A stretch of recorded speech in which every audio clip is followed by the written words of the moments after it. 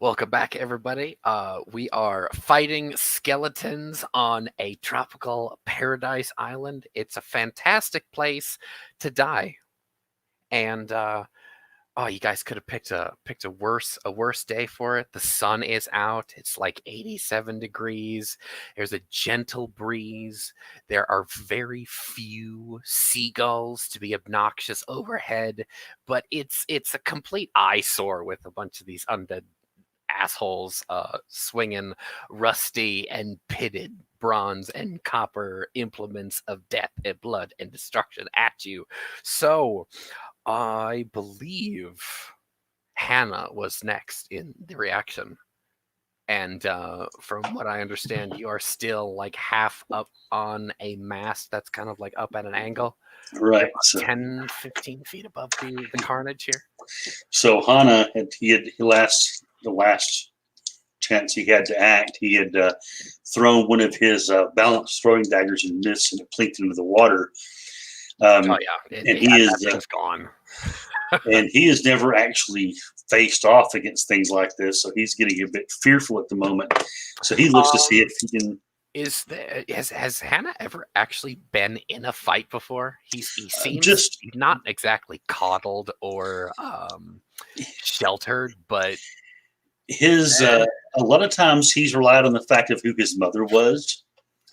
People tended not to bother him that much. So he's gotten into a few like back alley scraps, but nothing you could really call an actual all-out fight. Oh yeah, this is a fight. This is probably the worst thing that he's ever handled. Then, and generally he's thought to himself to take the better part of valor. So his first instinct is going to be to get off of this mast and go run for help. So, dick. Okay, all right. He is going to attempt to get off this mast. So that's a 15-foot drop to the deck below, and so it is slick down there. So okay. So reflexes test. Reflexes test here. Oh, got an 8 on that. If he dies, I will give the permission to the party to laugh. 19. Oh well, shit. Then there's no laughing this time. So, right, fuck. Yeah, he's going to hit the ground, and he's going to start screaming help, and he's going to run back up from. He's not going to run away, but he is going to move away from the direct combat. Okay, you guys are about an hour and a half's walk around like a good portion of the island here. Okay. So you guys are well out of earshot. He probably doesn't know that. Yeah, that's his initial reaction is yell for help, because that's what he's always done. Right. Okay. All right. I just wanted to make sure that you and the rest of the party knew.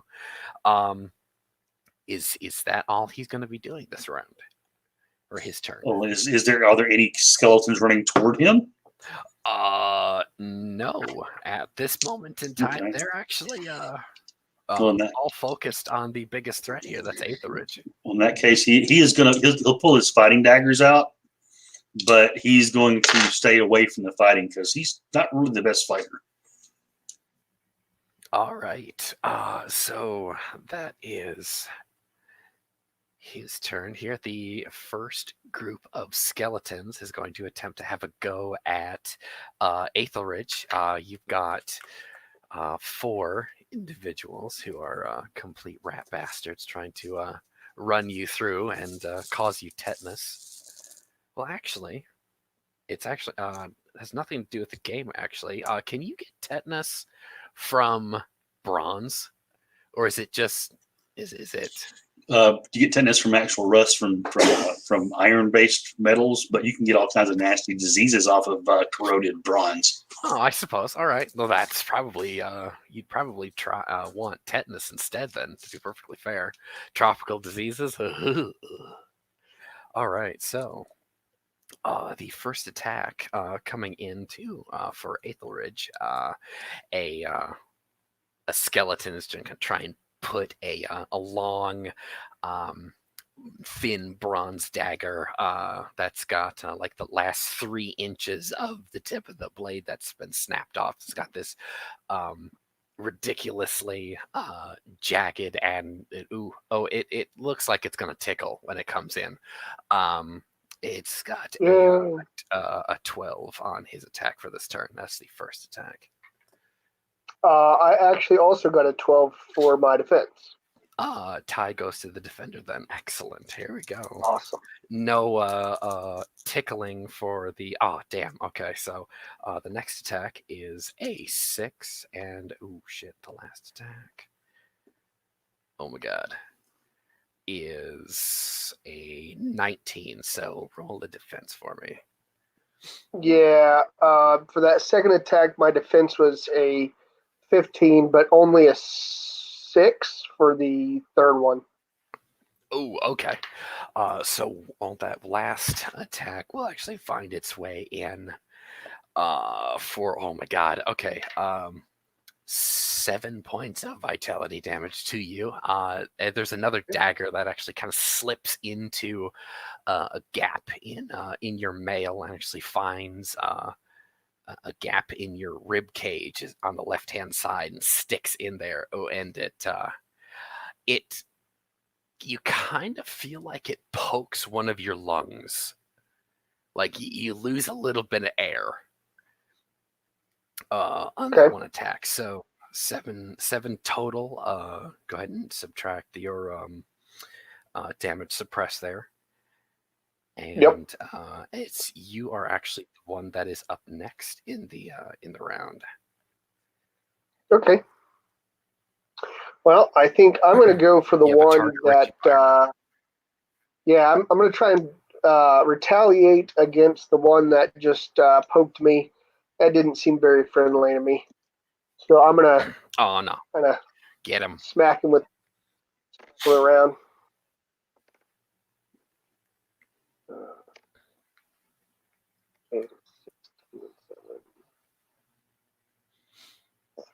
33 to hit. Oh damn! Nice. Okay. Yeah, that's gonna hit. That's it's pretty much impossible for him to get out of your way.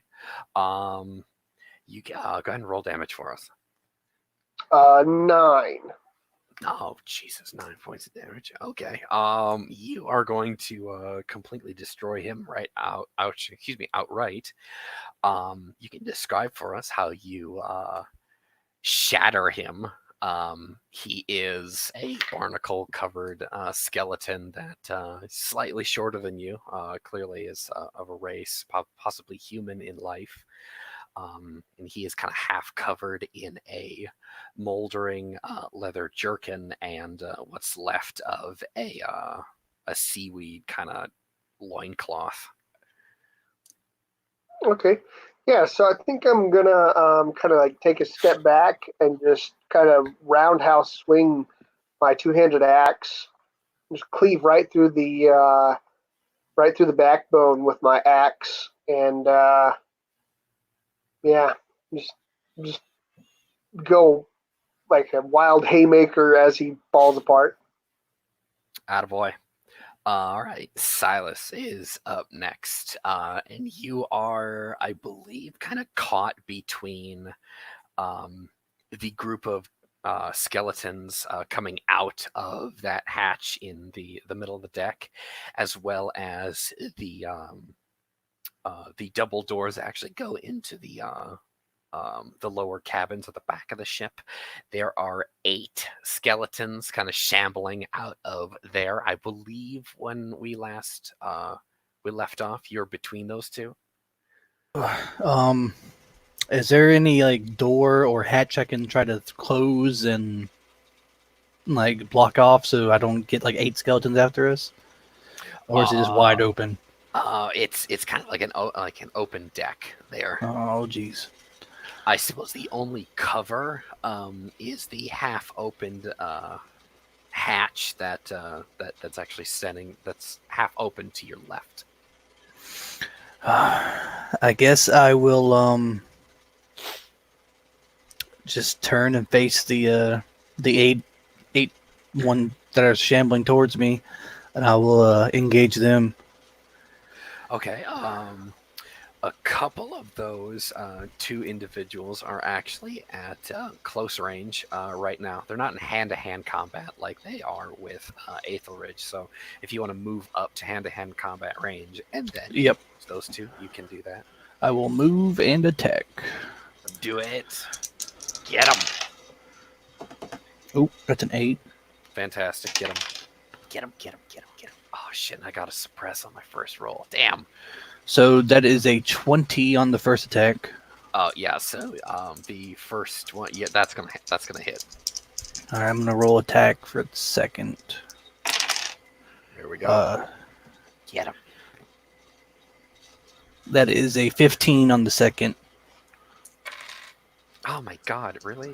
Shit again? Oh, I got another suppress. I'm going to attack with my offhand now. Do it.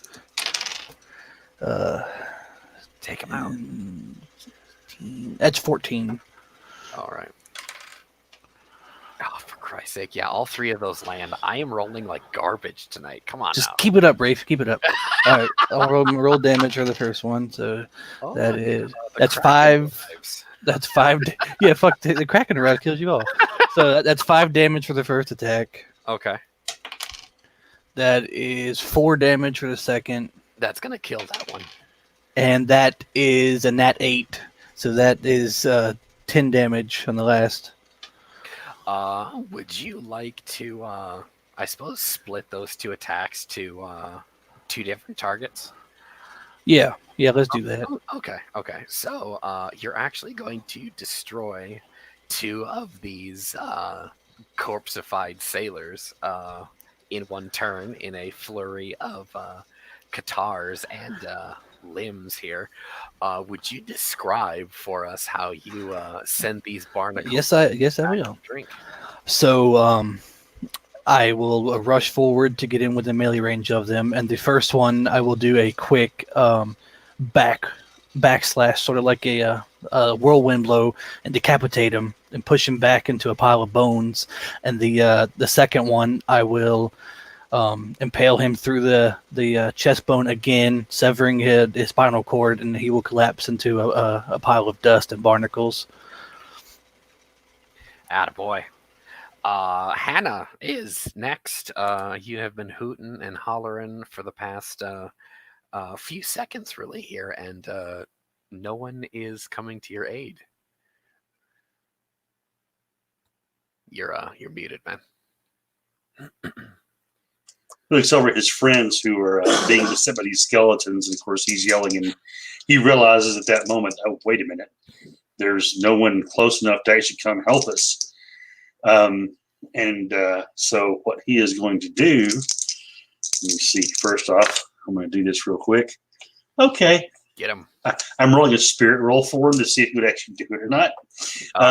And he sort of steals himself, and he just lets out just a yell and charges forward and attacks one of the ones that are, one of the closest ones to him. They're attacking with his friends. Which friend are you going to aid?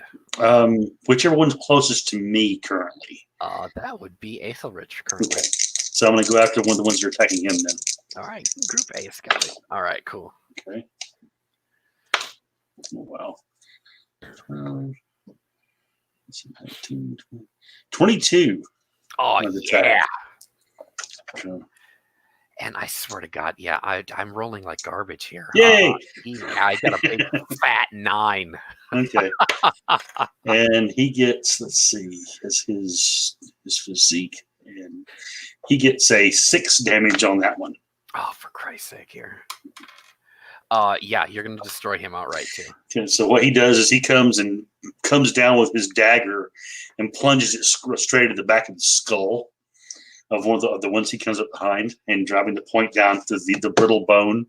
And then as he wrenches the dagger out, it dislocates the head and it goes tumbling to the ground, and the body collapses into a pile of bones.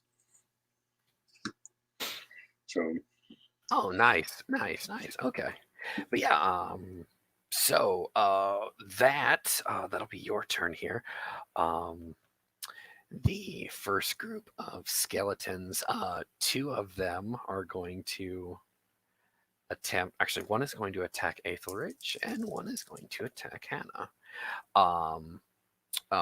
Aethelridge he's going to hopefully not take any damage with a big old fat 14. 3. Oh, damn, dude. Oh, shit. Oh, my God. Okay. All right. That's max damage. That's 10. How you doing over there, man? Well, I'm just thanking my lucky stars that I decided to go as far into armor as I could, so it's keeping me alive for now. You're gonna be switching to axe and shield here pretty soon, I presume. Oh, I'm sorry, man. I won't bust your balls. I apologize. So now, for Keith, God, fuck. All right, that's. Don't even roll. I want to.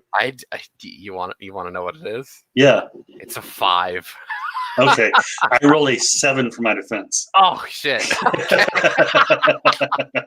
That's what I say. Go ahead and tell me, because it might not be as bad as you think.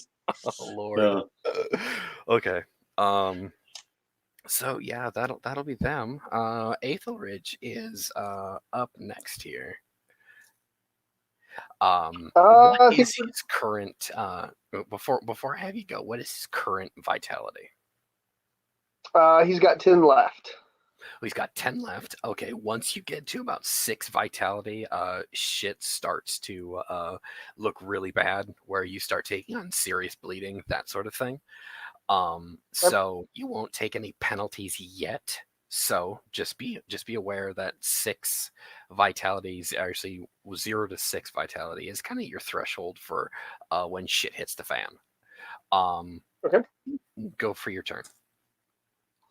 Let's do the same thing as last time. One of these nasty fuckers poked me, and I'd like to chop him back. Get him. 15.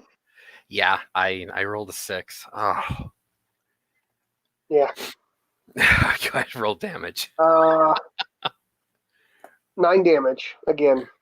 All right, here. And yeah, we'll do another. I think maybe smack in the face with the head of the axe, and then follow it through with the chop. Okay. All right. Yeah, that's yeah. You're gonna shatter him again outright. So, shrapnel, bone, and a seashell goes flying everywhere. God damn it! I'm not doing so good tonight. Silas.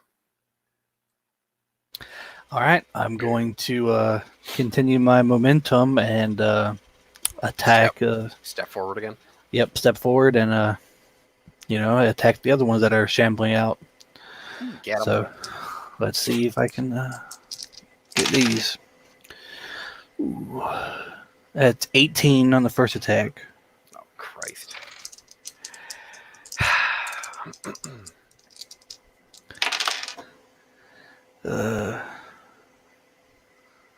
So that's 16 on the second.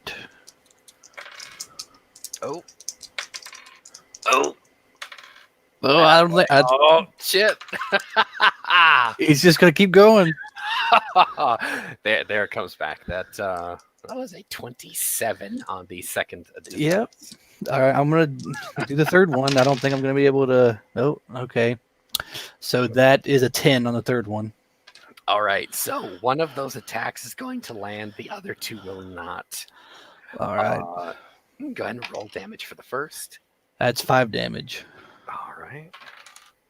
Oh, sweet. Okay, he's gonna get blown out as well. Go ahead and describe that for us here. All right, I will just get both of my katars and I will just cut his head off. Getting cocky, I will swipe at the other 2, and they will just laugh at me and step away. Well, they gurgle at you. Is what there you go. Skeleton undead laugh. Thanks, man. All right, Hannah is up next here.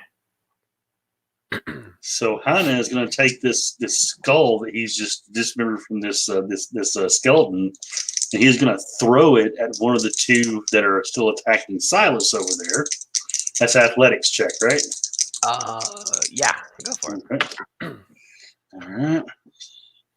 That is going to be a 12 to hit him with the skull. So, that skull bounces off of the ship railing and goes into the drink. That's okay. And he's going to yell out, "Come on, guys, let's get out of here." And he's going to start backing away defensively. Okay. So the second group of skeletons is now upon Silas with a vengeance, and with the remaining 6 of them. Oh shit!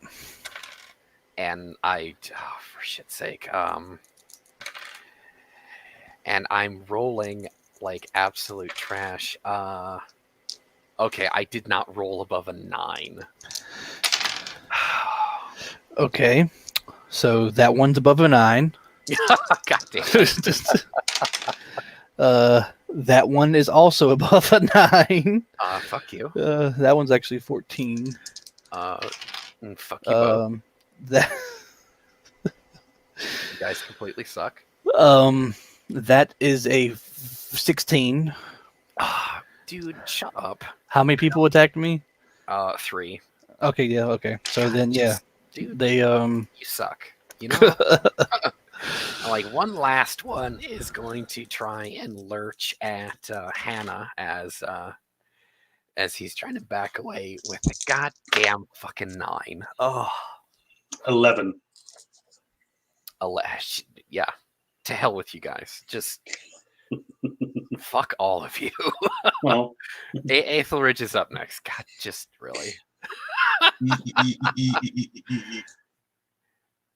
I swear to God, in the past year of gaming, this has got to be the worst that I have rolled for a session. John, get him. Aethelridge definitely doesn't feel that was bad rolling on that last round, but he'll take a swipe at the closest one before falling back a little bit. And that's 8. So 16. Yeah, fine. Fuck it. Jesus. I rolled a 7. That's an 8. Damage. So 16 damage. Oh shit! Wait, hang on, man. How are you getting 16 damage there? I rolled an 8 on 1d8 plus 3, so 8s explode. So I rolled it again. Now, and for damage, they don't explode. Okay, 11 then. 11.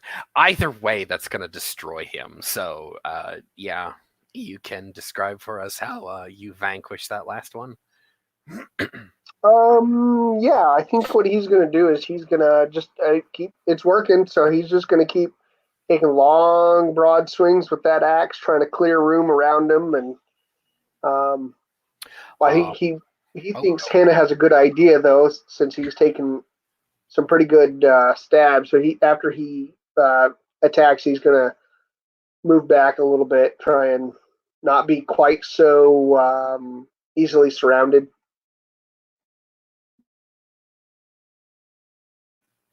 All right. With that last one, you do have a clear path back to the beach below you. However, there are remaining 6 plus the which you assume to be the undead captain, who are slowly bearing down on Silas with the steadiness of an undead army. And Silas is up next as 7 individuals close the gap with him.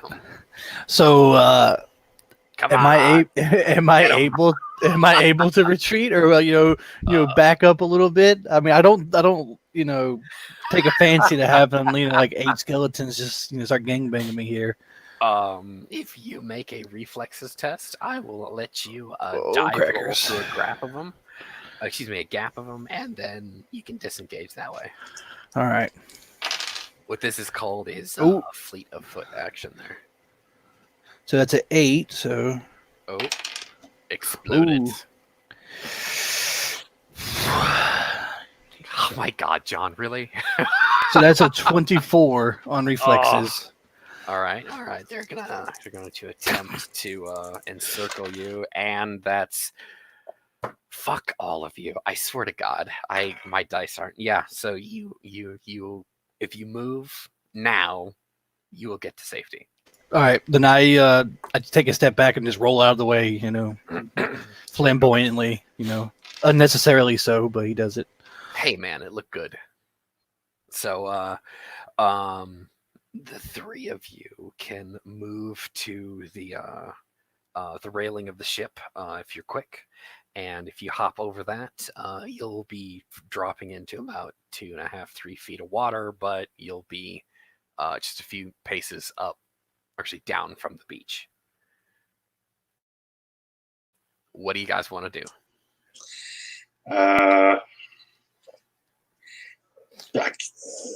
Hana's instinct, of course, is to get the heck away, but he's doesn't swim, so he's like, guys, what do you think?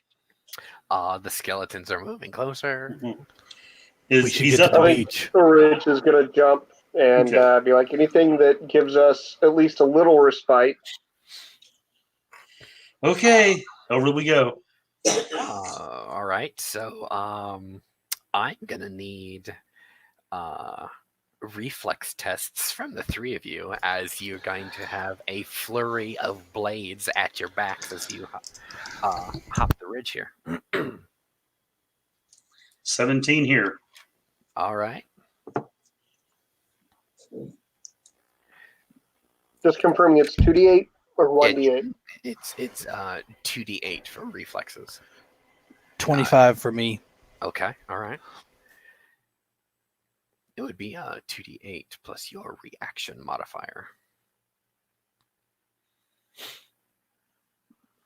That's 14. Okay. Give me a second here. All right, so Hannah and Aethelridge are going to take hits as you are jumping over the railing. Aethelridge, you're going to take a whopping 2 points of damage, which I'm pretty sure your armor will just absorb for you. And Hannah, roll me. Keith, go ahead and roll me a d8 and tell me odd or even. Oh no. Odd. Oh, you take 8 points of vitality damage to the back of the head. Oh no. Yeah, you feel a sickening, like a metallic click kind of chunk as the blade kind of bites into the back of your skull. You get over the railing, but that's going to cost you. Okay. Do I have to make a like a physique roll to stay conscious, or a spirit roll, or that would be conditioning. I don't have conditioning. You do? Okay. Yes, good. I do. You can use untrained in this situation, but yes. Please pass. That's gonna be an 11. Oh fuck. Okay, no, you don't. So, all right. For Grant's point of view here, Silas has jumped over the ledge. You've landed in the drink, and you've taken like 2 steps out of the water. You're kind of treading water there, and you look up over your shoulder to see the bronze saber of you assume that the pirate captain, the late pirate captain's sword, kind of connect with the back of Hannah's head. You don't know if he's dead or not, by the way, because that looked awful. You see his head kind of like jerk to the right and then down, and he just face plants right into the sand, like a sack of taters, just pieces down. It's going to be once a day to the mailbox for Hannah for the rest of his life. That's about all he's got. So he made it on the sand, though. He's not like in the water drowning. His Or is he face is buried in the sand in the water, so you're gonna have to unsuction him from the sea floor. And Aethelridge, you land on your feet, but maybe a little off balance because you took a hit on the way down. But you a big linebacker belly flopping into the water. You survived the fall. You guys are still technically in combat rounds at this time, so since Hannah is out of the initiative currently, my action is trying to drown unconsciously. Yeah.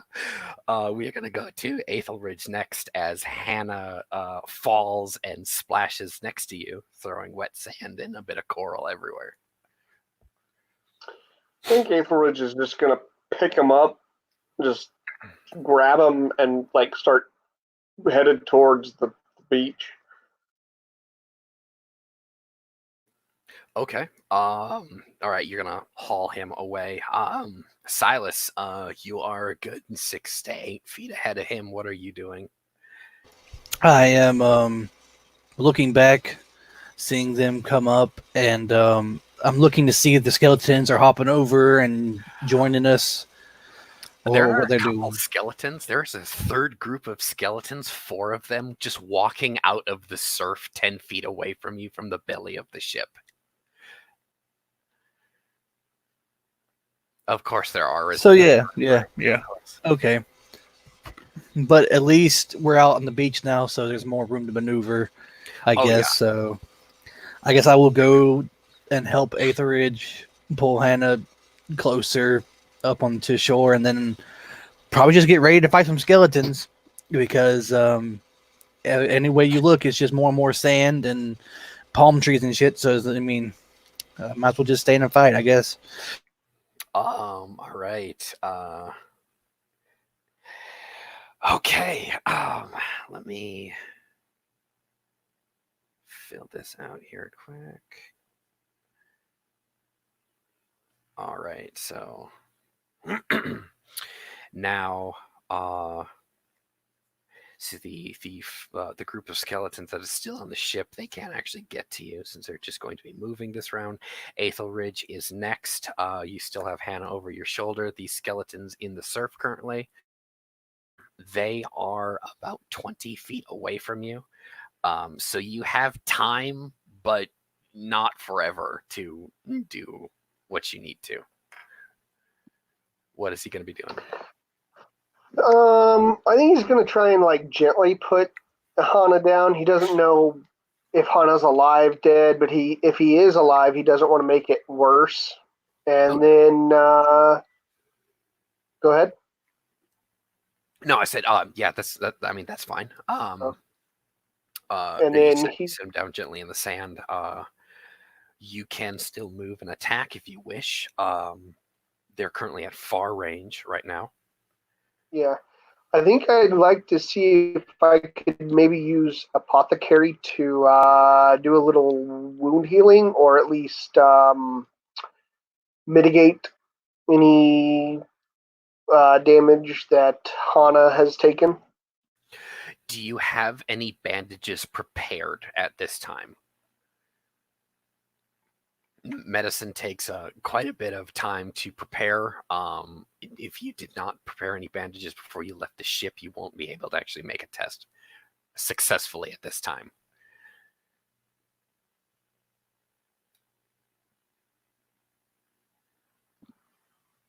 I don't think he did. Okay. I haven't enumerated that anyway. So. Okay. For the future, now you know.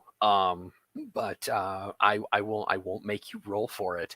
He has a serious bleeding wound in the back of his head, just above where his spinal column meets his skull. So like the base, like the base of the skull there. And if you wish to do anything else, you can at this time. Yeah, I think Aethelridge would instead, since he can't try apply an advantage that he doesn't have, he'll stand over the body of Hana and just kind of be prepared to try and like parry any blows, stuff like that. And would tell Silas to stand back to back with him so that they can't sneak up on us. Okay. Yep, that's what Silas will do. He'll stand back to Aethelred and start fighting these undead fiends. All right, guys. They are going to. All right, that's you're also. So you're basically going to make a ready to action kind of. Used to. Yeah, anticipation. Yeah, okay. waiting for him Gotcha. Perfect. to get in range, and we'll do that attack of opportunity or whatever. Awesome. All right. So these skeletons are going to move up. They can't actually get to you just yet. Silas is up next. So they're still not in range yet? They are now 10 feet away. It's close range, not hand-to-hand combat. I'm going to hold it. I'm going to hold that action. I'm going to wait for them to get into hand-to-hand, and then I'm going to strike. Okay. The next person up is Aethelridge, so you can actually make your attack now.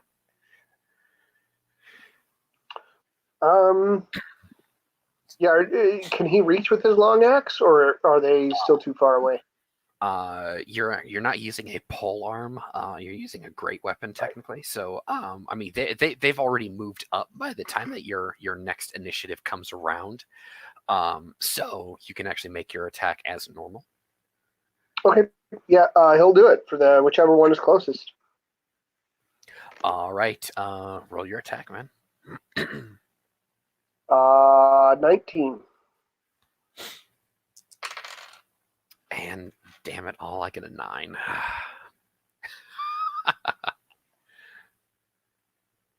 I certainly will not complain as I overhead chop the first one for 8 damage. And yeah, that's going to slay him outright as well. Well done. And god damn it, my dice are supposed to be murdering you, but they're not.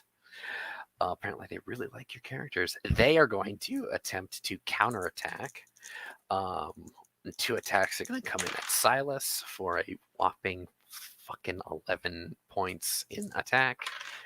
And the second is, god damn it, a 9.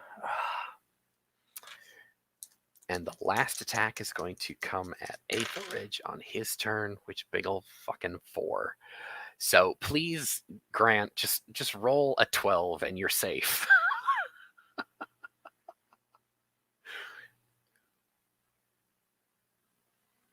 I rolled a 14 on the first one and then a 12 on the second one. Yeah, so yeah, you're safe. God, just you suck. Hey man, you told me to roll a 12, so I rolled a 12. I exactly. I on the second one.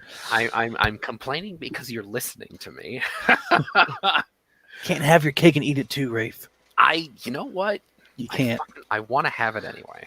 Just, can I kill one of you, please? I'm kidding. I'm actually on your side. This is an encounter that a little too much for you guys, I think.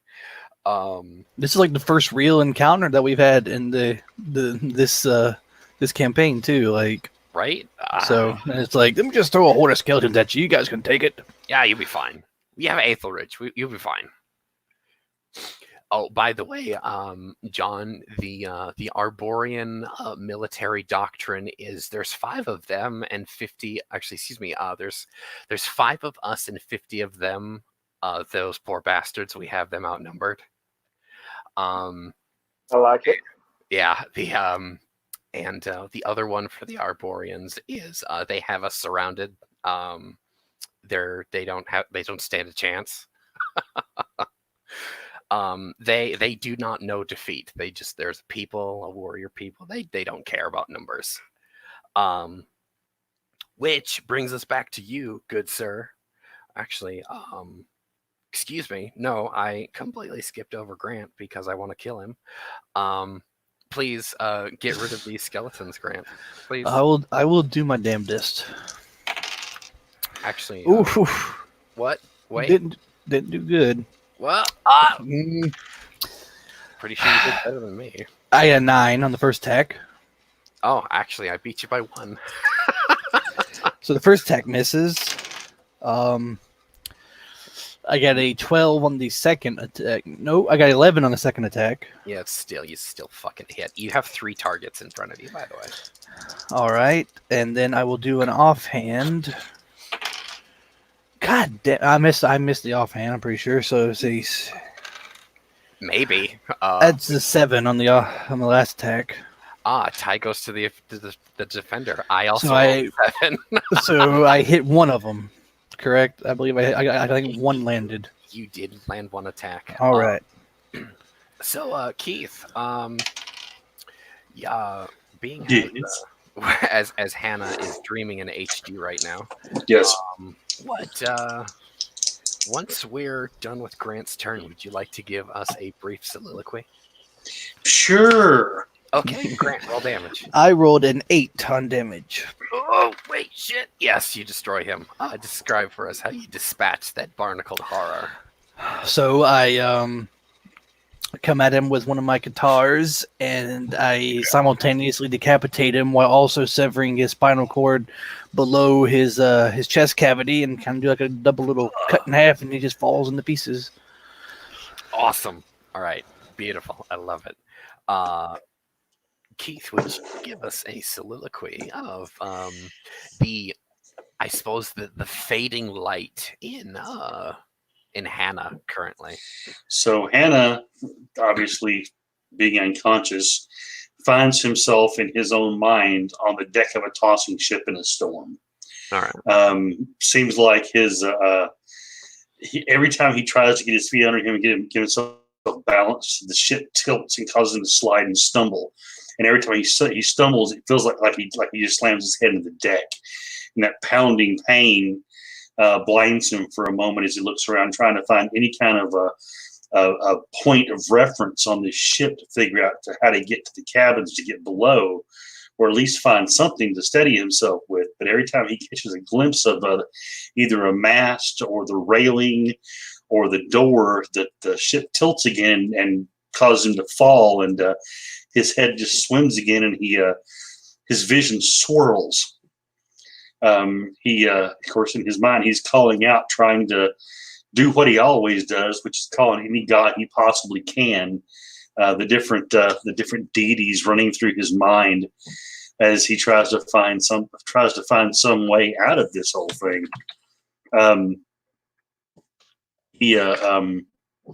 Let's see here. Of course, half the time he can't hear himself, so he's not sure if he's even saying the names correctly. He's trying to remember what's the name of the deity of the sea, what's the name of the deity of the storms, what's the name of the deity of healing, anything, safety, a warder, and it's like he's yelling out names, but he's not pronouncing them right in his own mind, as if he's forgotten how to speak. Well, that's grim. I love that. Thank you, Keith. That brings us back to the first group of skeletons with the undead captain. They are now coming out of the surf behind the first group of 2 that Silas has just had a go at. They're not in range currently, which brings us to Aethelridge is next. And he's got more of them that he can reach, right? In front of him? You can step forward and attack the 2 that are still there.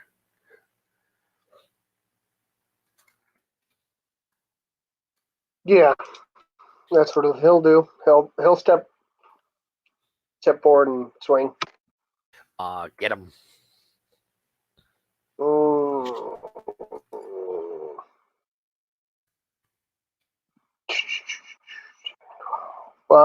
That's 17. Yeah. I rolled a 3. I almost crit failed.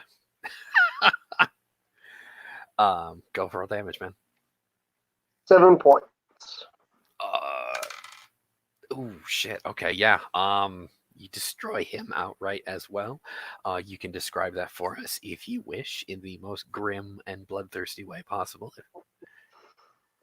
So his Arborean blood is starting to really pump, and he's starting to feel the not quite mindless rage, but that come and take me if you can, and but you better be prepared to die as you drag me down to die. So he's gonna shake his axe and kind of bellow at the top of his lungs and just take this huge swing, and it's almost uncontrolled. He's just swinging as hard as he can, and almost doesn't care whether he hits or not. He's just gonna clear everything out from in front of him and just go into town on it. So, yeah. Attaboy. Can you make more than one attack per turn with your axe, or can you only make the one right now? I'm not for sure, to be honest. How many grades of axes do you have right now?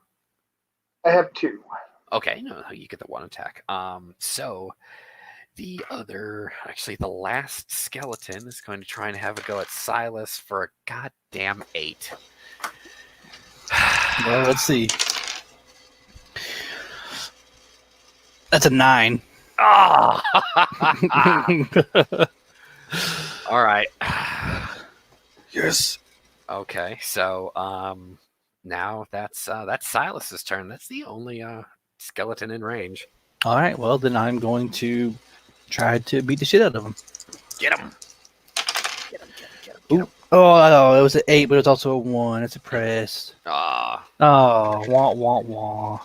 You know what? I just got a 6 and a 2. Yeah, that's an 8 as well. Tie goes to the defender, man. First attack. Come on, Grant. Redeem yourself. Okay, that's an 8 that explodes. Okay, so that's 6. Oh, that's 21 on the second attack. All right.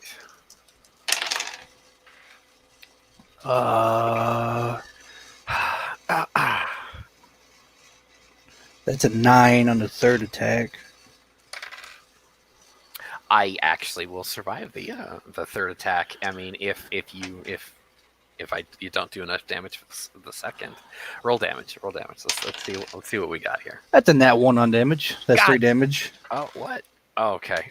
So you can describe for us how you bang him up. You probably splinter some bones, but he is still kicking. Intended.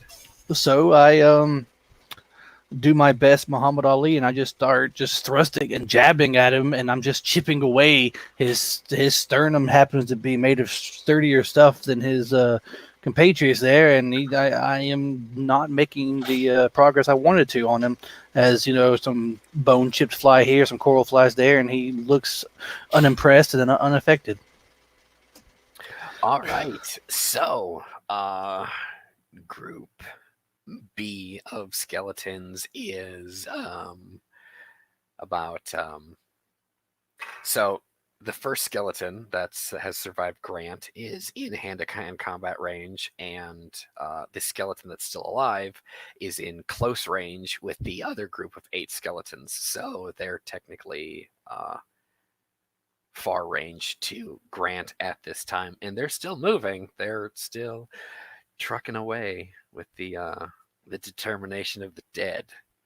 Aetheridge, what are you going to do with the actually go back to Hannah here. I need an on death's door test from Hannah currently. All right. 4.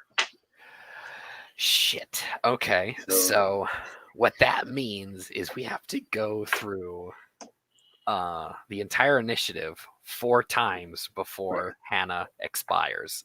Yep.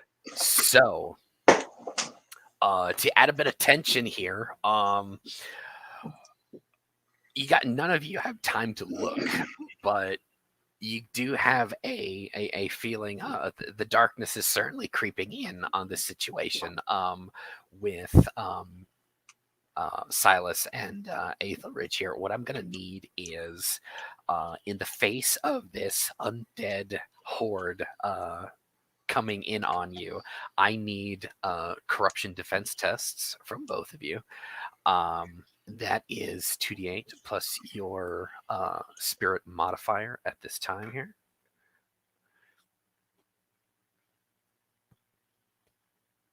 $10. Okay. Oh God. Okay. Yep. I'm hoping that 12 is. You actually both fail. Standard corruption defense is target difficulty 16, so you both will actually gain 2 points of corruption at this time, as it dawns upon you that Hannah is kind of bleeding to death from the back of his head, just a few short feet away, and Aethelridge, his turn comes back to us. What do you want to do? I think he's going to keep attacking because he's going, if we don't, he's thinking if he can't get rid of the ones that are around him, he's not going to be able to help anybody else because they'll just take the free attacks on him. So he's going to keep chopping on skeletons. There is the one remaining with Grant currently. And he's going to hit that one. Go for it. 15, 19, 23. I'm pretty, yeah. I rolled a 4. And go ahead and roll damage. I'm pretty sure you can't roll less than a 1. No, minus 4. Oh, yeah. So, yeah. So you destroy him outright as well. And I'll say bone shards and coral fly everywhere. Yep. And that takes out that group of skeletons. That brings us back to Silas. Silas can make his turn against the remaining 7 skeletons here. Oh, Jesus. They are currently at close range. You can step forward and attack. You can do whatever the hell you want. The Banshee Queen be damned. He doesn't know if freaking Hana's dead or not, but if he's still alive, he's probably going to expire by the time it takes us to hopefully beat all these 7 skeletons. Well, after your turn, it's going to be 3 full rounds. But also, it's an hour away from civilization, probably. So he knows if we just take him and run, it seems like we're fucked either way. So I guess he's just going to start fighting skeletons. Hey man, you could get really lucky and patch Hannah up before just minutes before he dies. You can't think that way. All right, here we go. Get him. So it's 14 on the first attack. And I'm also rolling like garbage, so keep that in mind. So it's 14. Ooh, that's not good. That is an 8 on the second one. Okay.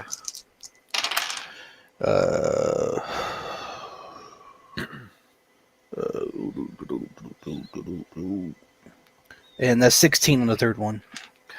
Okay. That's a 6. And actually, well, a 12 and an 11. So, all 3 of those attacks land. You can, well, how do you want to proceed? How many 7 targets? Oh, so all 7 are within. Oh Jesus! Okay. Yes. I Is this fucking Michael Jackson, a Thriller around here or something? Yeah, dude. Okay, I mean, I'm was waiting gonna for that to come in on you. I'm gonna just attack 3 different people, try to even out the damage. So Get him. Do it. so that's 8 damage for the first. That is 5 for the second, and that is 3 for the third. Sorry, say one more time. Shit. What did I say? 8 for the first. 5 for the last one. And the second one, I can't remember what the hell. What did I say? What did I say, Keith? I can't remember what I said. The first one was Either way, we'll just go with 4. the last one was 5. So you will actually destroy 2 of these skeletons and badly bang up the last one. You can describe for that however you wish here. All right. So one of them I will basically pulverize into dust with my flurry of blows with my daggers. I will just pierce and crack until he shatter him into dust. And quickly after that, I will do a upward slash and a punch at the same time, and just sever this the other one's spine. And as doing that, I will take a glancing blow on the third one. As I try to decapitate it, I will just chip into its neck there. Split open his zygoma. Okay. Good. That brings us back to the skeletons at hand. They are going to the remaining. There's 4 regular skeletons, and then there's their captain standing behind them. The 4 are going to. I'm gonna try and land a hit on Grant this fucking encounter, but I'm pretty sure it's just don't. Just don't try. I'll be fine with that. You will you? Yeah. I really want to get your lumps, man. God, just you suck. Hang on. I might have. Oh shit! So I rolled a 9, a 16, a 7, and a 3. Okay, so my first one was a 13. My second was a 12. God damn it. Okay. My third, it's an 8. It's a 19. Only one of these attacks is gonna actually hit. Fantastic. And that's an 11 on that one. Okay, so that's 4 so is going far. to land. All right. Get him. Hey, and that's oh shit. What happened to you rolling bad? I know, right? 7 vitality. Oof. I'm at 4 HP now. I'm at 4 vitality. Oh shit, 4 left. Oh, so yeah. You're pretty serious. So you also have a serious wound. You're now bleeding, and you're gonna be taking a -2 to all of your checks until you get patched up. Awesome. It's just yeah. It's great. It's just great. Shit.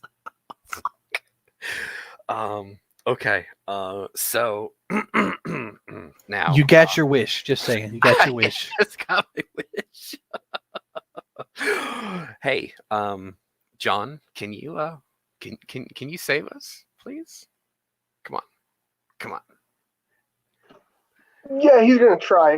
He's gonna hear Silas yell out in pain, I'm assuming, or at least react. Yeah. No, he lets out a dignified, manly screech. Not at all a woman in distress type thing.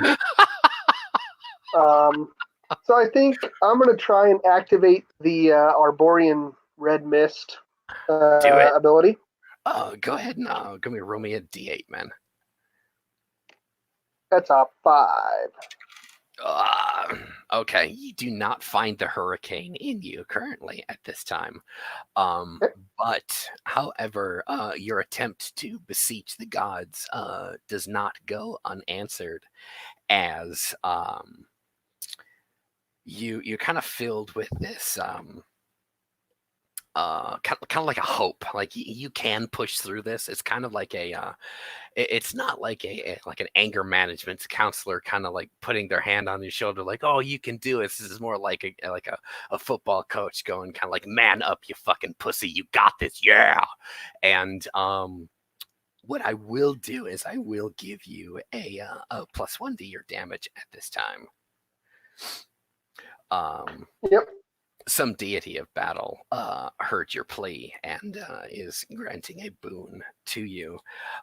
You can make an additional attack this round too, if you so choose to take one.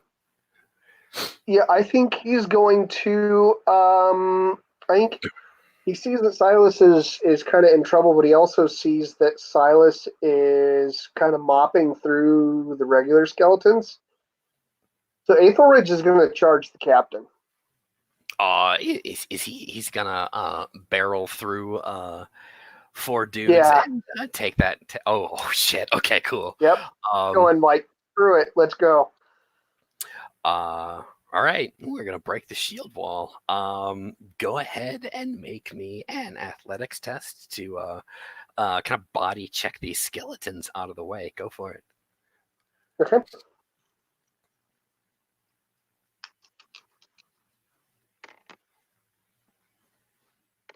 1, 8, 12, 17, 20. 20. Oh, nice.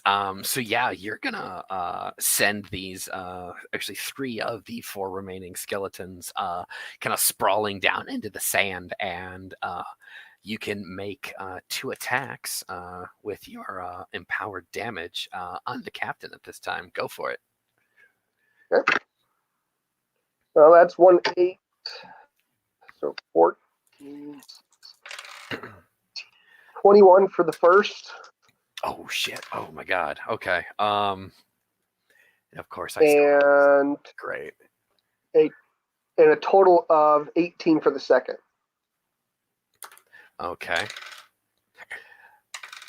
God damn it! All right.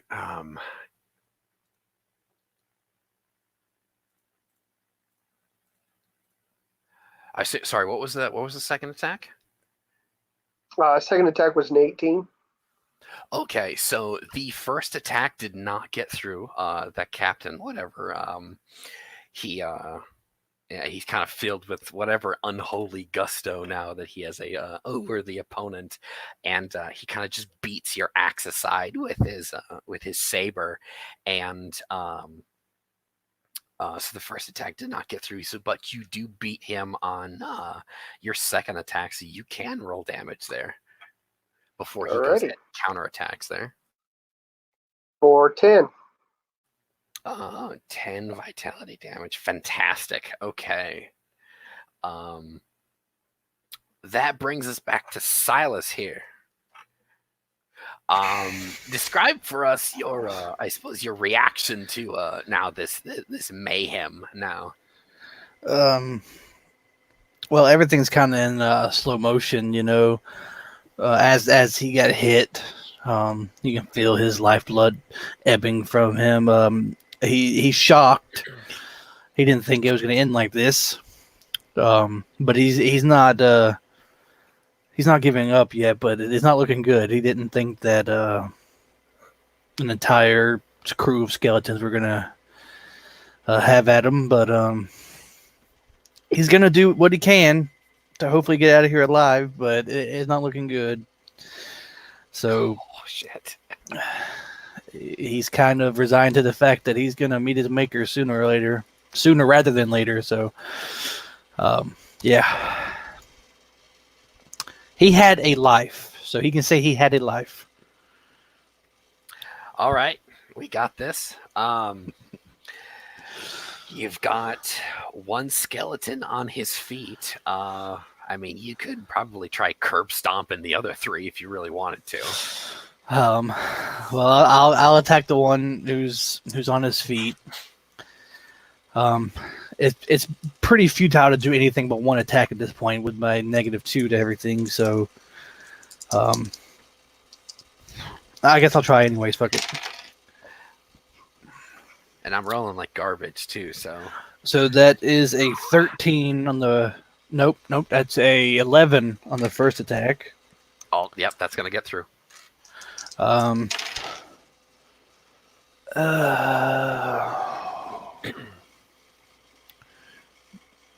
That's an 11 on the second. Okay. Yep. And that one exploded. And that is a 19 on the last one. All three of those attacks land. Holy fucking shit. Okay. All right. I couldn't roll above an 11. All right. So let me just send the damage. That's 9 on the first. All right. That's 9 on the second. Yeah, you destroyed him. And 7 on the last one.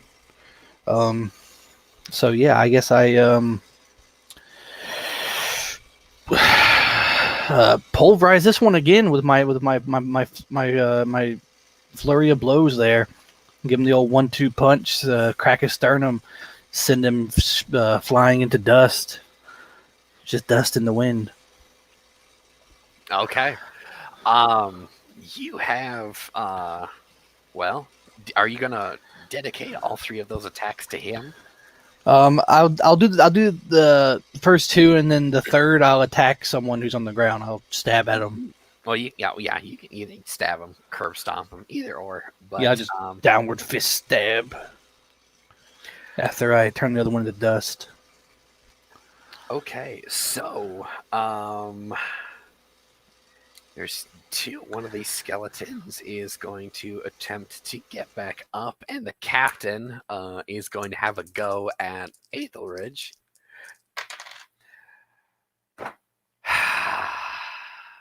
For a whopping 9. I won't say I blew that out of the water, but I got a 12. Oh, okay. All right. That's cool. That's actually really good for you. These other 2 skeletons in the dirt, or say down in the sand, they can't actually make an attack at this point. So Aethelridge is up to react next.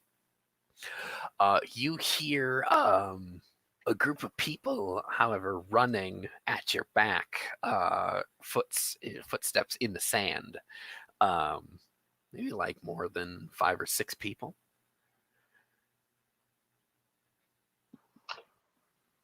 I think Aethelridge is going to keep swinging at the captain. None of the other skeletons have run, so he's going to assume for right now that they're friends. So better to keep killing the enemy. Go for it. Swing it. 14. Yeah, watch me here. Fail that. Yep. Fuck. That's a 9. Go ahead and roll damage. I love your 9s. Uh-huh. Yeah. 5 points. All right.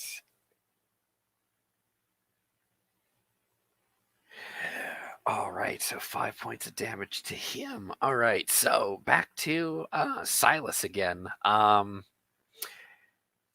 Before you go, however, Hannah, from the prone position, you are kind of wavering on back and forth from like consciousness and I suppose the realm of the dead, and you see Aethelridge, the colossus made of bark and bronze. He's locked in mortal combat with this undead captain who seems in your mind even taller than Aethelridge. Like, how could he prevail in the face of such an undead nightmare, but you do sense ever so weakly other presences, other entities here, as 8 individuals, somewhat you can hardly tell their features as you're being mobbed by bronze, like swords and axes and long knives and boots, as the crew has now come to back you up since you guys have been late checking back in.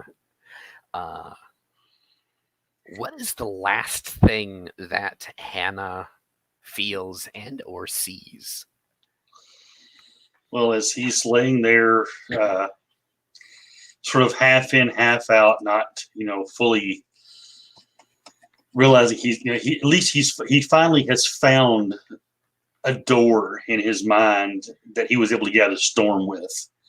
And he walks through. When he walks through the door, of course, he finds himself laying on this beach at the feet of this great tree. At first, he sees waving above him, and he thinks to himself, I finally found a place that's comfortable. I'm standing under a tree that's waving back and forth in the in the breeze, and then he hears things hitting, and he starts thinking, what's that?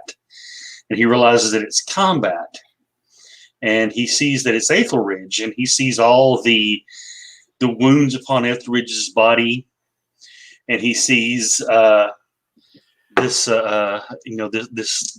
this grinning skeletal countenance before him, reaching out, trying to plunge a blade into this great being's chest, and he just digs deep, and he is going to attempt to pull off a Pisolaire if possible.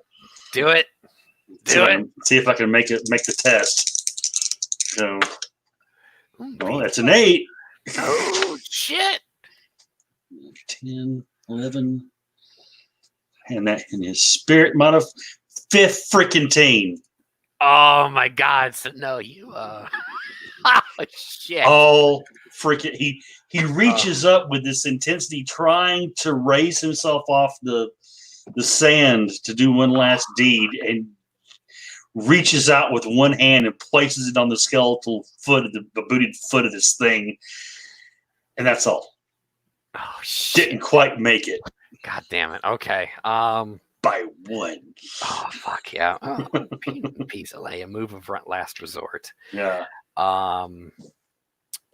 Now, Silas, it all falls to you, my man. As the crew just kind of mobs the kind of like the bone garden that you kind of got strewn about here, and the captain is you got a straight shot to him. He's locked in combat with Etheridge. Is he unaware to me? Can I apply my ambush damage to him? You certainly can. All right, so I'm going to just go up there behind him while he's fighting Etheridge, and I'm going to plunge my guitars into like his back in his spine. If I can hit him. So let's see. Ooh. So 16 on the no wait 14 on the first attack. So he rolled a 10. So yeah, you get ambush damage this time. Ooh. Get him. All right. So blow out the rest of his vitality or his durability. Do I need to make? Can I still make 2 other attacks, or am I just making the one attack that does the ambush damage? No. Actually, ambush damage is applied once. But yeah, you roll your attacks separately. Okay, so I can still attack 2 more times. It's just the first damage is going to be more. Yes, okay. I did not describe. Well, let me just roll the first damage out and get that out of the way with the ambush damage. If you do well, that's 9. That's 9 damage on the first attack. I'll have you describe that blow once you're done with all this. Go for it. It's not good. Get him! Come on, Grant, get him. So that's an 8 on the second. I rolled a 5, actually. Oh, damn. Great. The first boss is not very impressive on his rolls. And then the last one is a 14 on attack. And you beat him by 1 point on the last attack. So roll damage for the second two. And so that's 5. Yep, you and that's 9. For us how you destroy him. So with the first attack, with the ambush damage, I'll come up behind him, and I will plunge both my guitars in between his spine, where the disc is in there, and I will start wedging and prying, and I will pull out one for the second, and I will thrust it in, like in that wedge that I've made in there, and I will jab it even more in there, loosen it up. It's like a tree just about to fall over, and then I'll pull it back, and for the last final blow, I will punch as hard as I can, and I will sever his spine as the top half of his body goes falling onto Aethelridge, and his bottom half just collapses to the ground. Attaboy. Congratulations, guys. You survived the first combat of the adventure here. Congratulations, guys, for surviving. Yeah. No, Hana's alive, right? I mean, he's just sleeping.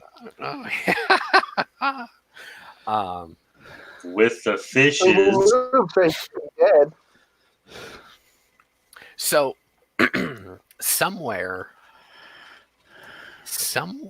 on an ethereally beautiful place that looks like this island in a great sea somewhere in the cosmos. There's kind of a low fog everywhere, but everything is vibrant and beautiful, almost as if it's the fairy realm, but not. The next thing that Hannah knows is there is an Arborian standing just a few feet away from him, wearing a gray, tattered cloak. And this Arborian looks at you from out from under this hood. He says, "It's time to go." Oh, okay. Hey, you're an Arborian. Do you by chance know any stories? Especially that one saint. What do they always call him? He snaps his fingers a couple of times. What was his name? Oh, yeah. Now is not the time for stories. Oh, it's always time for stories, though. We can talk as we walk, can't we?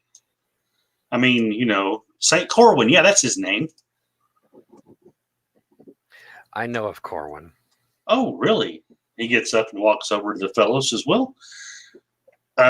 Wherever we're going, why don't you tell me what you know about him? Because I've always been fascinated with him. This Arborian just looks on with this serene yet stern look on his face. He says, "There's going to be plenty of time for stories where we're going." Oh, excellent! But it's time to go now. Huh? He reaches down and pats his side and says, "I've left my book."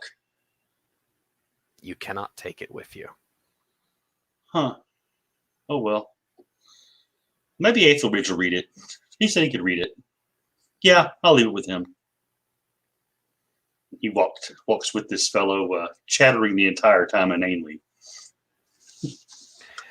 getting quieter and quieter. As he hasn't turned to lead you away at this time. He just kind of peers at you from under his hood, and you see really what's left of one of his eyebrows kind of raise under his hood. And he says, "Do you understand what has happened to you?" Well, I found my way off the ship. Then I saw, oh yeah, I saw Ethelridge standing there, and the skeletons, and I lunged, and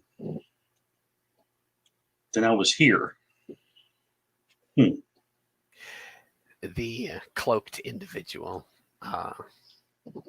he takes a hand out from under his cloak, and he just points behind you. Keep in mind, this particular individual, if you can picture in your mind the flesh of an arborean that is petrified, and this individual has long been dead for countless ages, and he just murmurs, he's still standing there. He looks back over his shoulder where he's pointing, sees the crew there on the beach, the Ethelridge and Silas standing there, battered and bruised and bleeding, and they're gently being nudged by the surf, a body. He shakes his head for a minute and looks a little closer, and he sees all the different symbols and such around his neck that he always had. The wooden one sort of floating a bit, spreading out almost in a graceful arc in front of the face that's down in the sand. He says, "Oh, but that's me." That is. But I'm over here. That's. You mean I'm gone? You have stepped beyond the veil, as it were. Oh. His somewhat petrified hand disappears back under his cloak. Wow. And he looks over at him and says, "But who will tell my mother?" And he gets a look of sadness on his face, just for a moment, the look of a very, very young boy worried about being home late and thinking about how his mother would react to that. And then his face sort of clears and says, "Well, I guess it really doesn't matter now." And he turns and sort of hangs his head and says, "Okay, tell me where I have to go." The Grey Lord steps forward, and with his two somewhat skeletal, his right hand comes up, and with two skeletal fingers, he closes your eyes, and that is the last thing that you know. Is as you step beyond into the afterlife.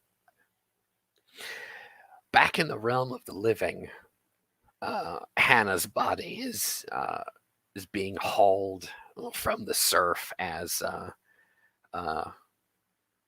Bruna is attempting to address that wound, but is when she kind of pats the side of your face and trying to get your attention, and she feels up what vitals that was left.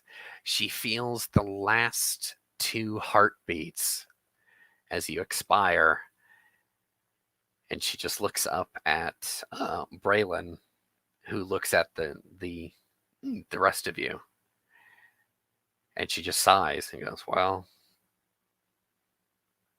She kind of like sits back in the sand and kind of wipes some of the splashed salt water from her face. There is nothing that we can do for this one. And Braylon simply says, "How many cycles was this one? He's a bit young to be on, I suppose, on a ship such as this." He just kind of looks over to Silas and Ethelridge. Did he ever tell you how old he was? He was 19. Oh, well. You guys kind of have a somber moment as they grieve for Hannah for a few moments as Hannah is kind of like tied up and kind of like bundled up so he's easier to carry, and they haul his corpse back to the ship. Later that evening, when the captain finally comes back from his outing, the captain has a bit of a bounce in his stride. The 3 guesses why, and the other 2 don't count. And he comes back with a smile on his face to a somber and dour-faced crew, and the captain just looks on.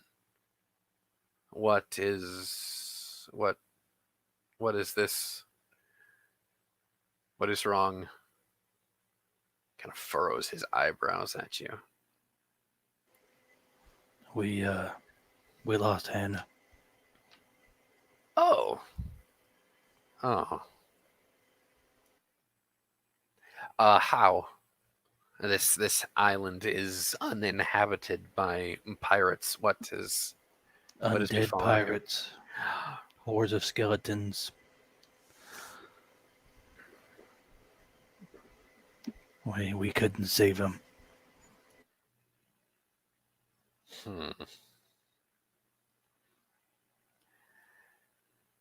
He just takes a few moments.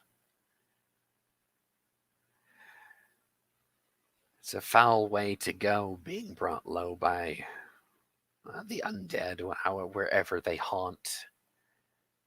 But Hannah, with his incessant talking, was, I suppose, that was an endearing quality of him. No matter how annoying, he kind of casts a look at the rest of the crew, and some of the crew kind of have a smirk on their face as they kind of remember fondly at Hannah being a fucking lunatic who never shuts up. And Brahm goes, I'm gonna really miss yelling at him. He took it so well, and he was the only one who let me yell at him. And one of the other crew members, it's because he's scared of you, or was scared of you. It's like, oh well, I'm not that bad. He kind of turns that black pit of his long gone eye on the offender, and kind of gets a chuckle from the rest of the crew. What deity did Hannah worship? All of them. All of them. Every single one. Oh, that's no good. We can't have a funeral for all of the gods here. We'd have to sacrifice half the ship. Oh, we'd probably piss off most of the gods in the process. And I would probably kill all of us at sea. It was what Hannah would have wanted. God's killing us all.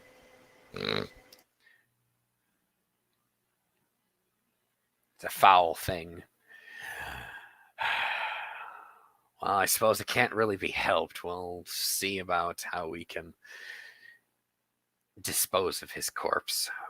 All right, as law of the sea, anything that in Hannah's possession that of his personal effects now belongs to the crew, add them to the rest of the inventory of the brig beneath the ship. The rest of you, we're going to be setting off. We have a few more months from now until we get to Vetruve. And he just kind of goes, all right, back to work, everybody. I think Ethelridge would try and sneak the book of Hannah's into his backpack rather than let it be taken, and he would kind of keep it as a memento. Well done. Well done. Yeah, Silas would just take all of his pendants and just keep them. Okay. Um, he, well, within about 20 or so odd minutes, you guys are uh, shoving off of this lonely tropical island as the captain's probably, you assume, many women. Of course, the captain has a one or three women in every port that is his, and they don't know anything about each other, and he's probably married to 40 people. One of the many of the captain's harem, uh, you guys possibly can catch a glimpse of a beautiful woman on a cliff watching your ship leave. Is an ethereal beauty of the Fae. She kind of waves to the ship ever so slowly. And that night, your characters go to bed with some. It's probably fitful sleep, knowing what you guys have been through, and regardless if Hannah was annoying as a hell, he was a good companion. And Keith, you have another character ready for us, you said? Yeah, pretty close. Okay, I'm pretty close. I got enough I can start with him. So okay, all right. All right. I didn't have him started before all this, just so you know. I just literally built him since. Oh, okay. You're a madman. Like I had to take too much time to think who I want and go into detail. And you're just like, I got motherfucker right here. I got portfolio. Do we want to take a 10, 12-minute break here? Quick? Yeah, I'm about to piss my pants. I mean, I was gonna hold it as long as I could, but I mean, empty can good. here, I might have to use. It's just you're just well hydrated, man. Come on now. Yeah. All right. Well, we'll say 12 minutes, and we'll be back. And we'll introduce Uranus the blacksmith after that. Not as good as Hana. R.I.P. Hana. So scary. It's sad as fuck. Why you gotta die? That happens. So at least I made it fun. Right? You made it fucking sad is what you did, God damn it. Don't make it fun is like, wee, you're just making it sad over here. Well, now you have a character to mourn for the rest of the games, or the rest of the story. Don't make it a habit. I don't want to mourn all your characters. I'll try not to. All right, we'll be right back.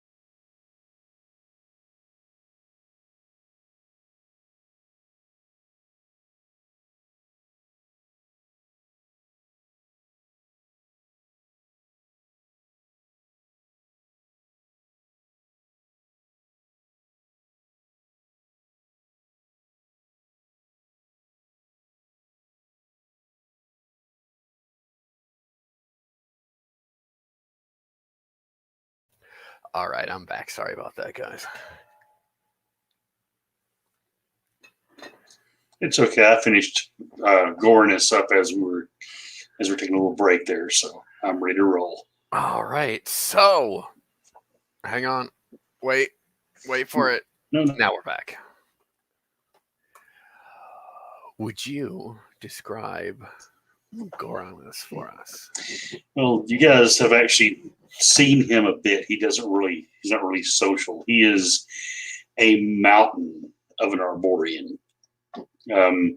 Some of the broadest shoulders you've ever seen on one of their kind. His skin tone is an ashy gray shot through with black streaks, almost like the ash tree.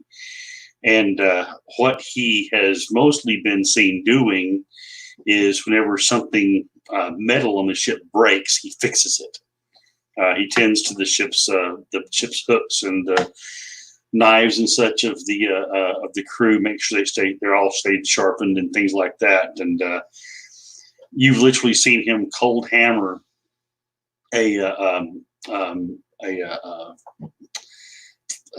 rivet into a broad beam with one shot from his smith's hammer that he has. Of course, being on board ship, he's very, very, very meticulous about the fire that he makes in his small little forge when he has to, and he doesn't like to because he could burn the ship up if he, does it wrong. So he also has a very almost a whisper of a voice, very quiet. He doesn't really talk a whole lot. And when he does, though, he has almost eloquence to the way he talks.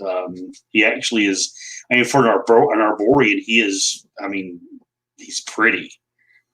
He has a couple of ranks of allure, and of course, the Arboreans have a racial bonus to that as well. So, combine that with his physique, and he's sitting in the area of a 6. So, pretty boy. He's quite a handsome yes, he is. Of a man. Yes, he is. Very chiseled features. You also notice occasionally, especially for Aethelridge, he'll because of the fact that you're out in the in the sea air and stuff like that, bronze items tend to get corrode unless you take care of them. And every few days, he brings out this shield, and the shield has a spreading ash tree on it, and it's made of bronze. And he makes sure it's clean and polished and such before he covers it again with a canvas. But it tells you that he is apparently, if he has that, he is from a noble house. What rank he has in said noble house is undetermined, but most likely, if he's on a ship like this, it's not very high. So.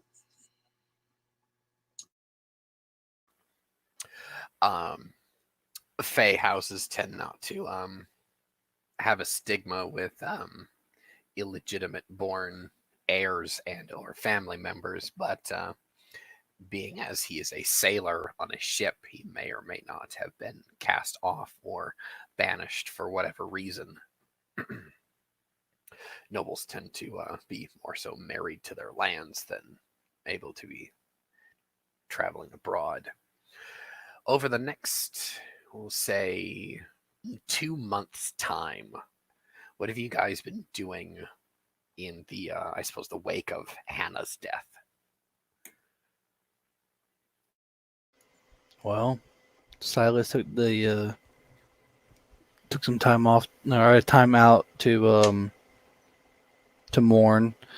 The only real friend he had for a very long time, and then he just forced himself to get back into the rhythm of oar work and back to the beat of the ship and everything. Force himself back into the same rut, the same monotony to take his mind off of his dead friend. So that's basically what he's been doing.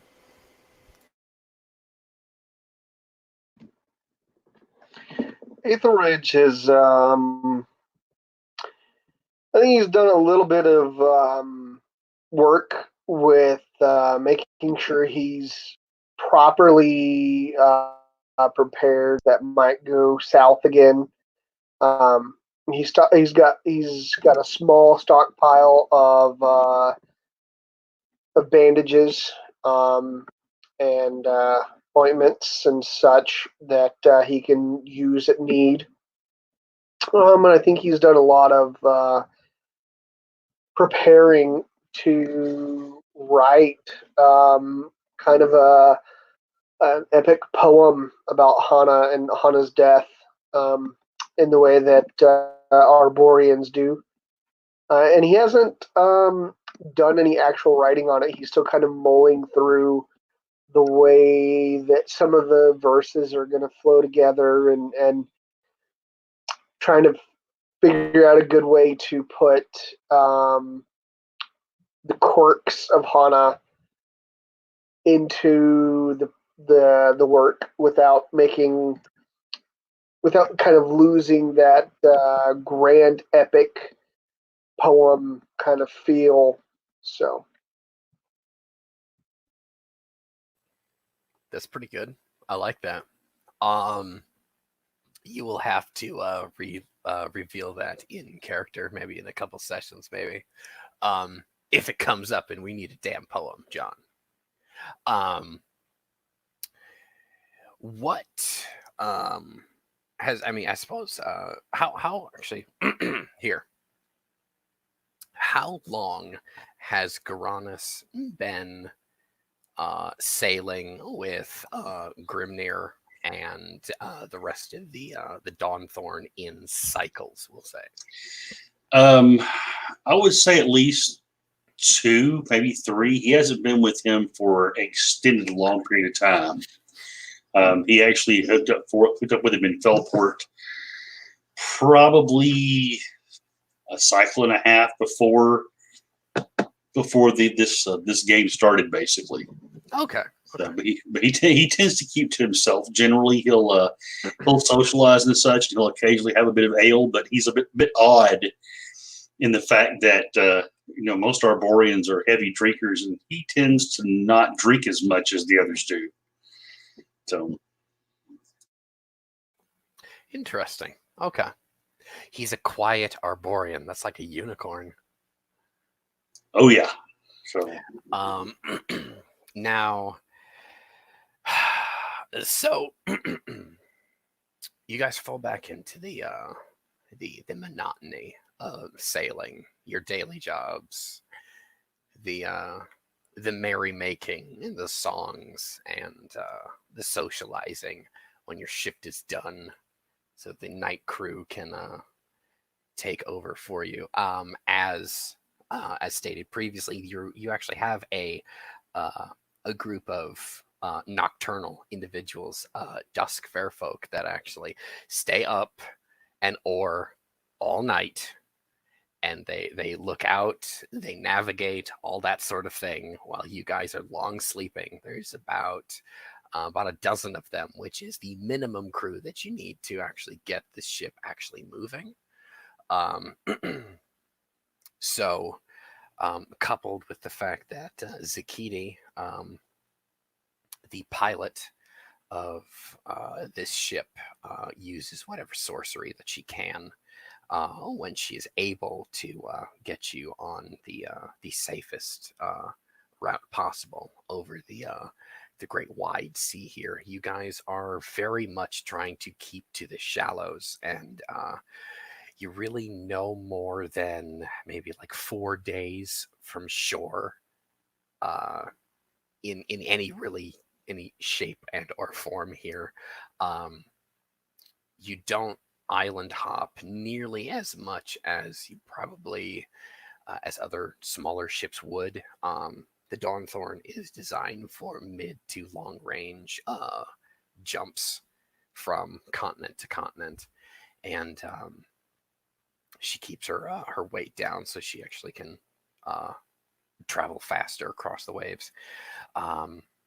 2 months pass, so actually 2 months from now, so 4.5 months have passed now, and you set down in the Ebon folk colony known as Farpoint on the continent of Vetruve. There's a lot of Fire Fae. A lot of Igneads live here. This is actually the continent where they're from. And the city itself, kind of like Alexandria, like almost an Egyptian-like city, has great walls, an enormous harbor, built right on and in some cases almost out into the drink there. You guys will be staying here for a short time. Once the morning has passed, they commit Hannah's body to the sea. He is buried at sea. He is actually sacrificed to the crushing depths, and they are asked to. The crew asks the deity of the ocean to bless their voyage and to take his body and do with it what the sea would, and in hopes that Hannah would find some peace at the bottom of the ocean, where mermaids and sirens, beautiful tropical fishes, all the wonders of the world beneath the waves could possibly entertain him. And in some cases, make him shut the hell up so he can actually appreciate the beauty around him. Before you looms the towering red stone of the Fire Fae port cities. The floor is yours, gentlemen, to do with what you will in this foreign land. Gornis is going to approach the captain and tell him he needs to go on to shore and get a resupply of coal for the forges. He needs 2 good strong backs to carry some bags back. The captain looks at Silas and Aethelridge. You two. He looks over at them, sighs a bit. They'll do.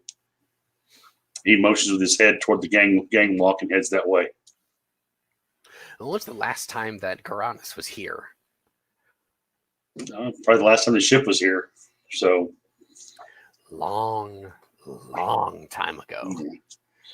Yeah. Then he said he may not even know the ship at the time when the last time it was here. So this may be his first time here too. So that'll work.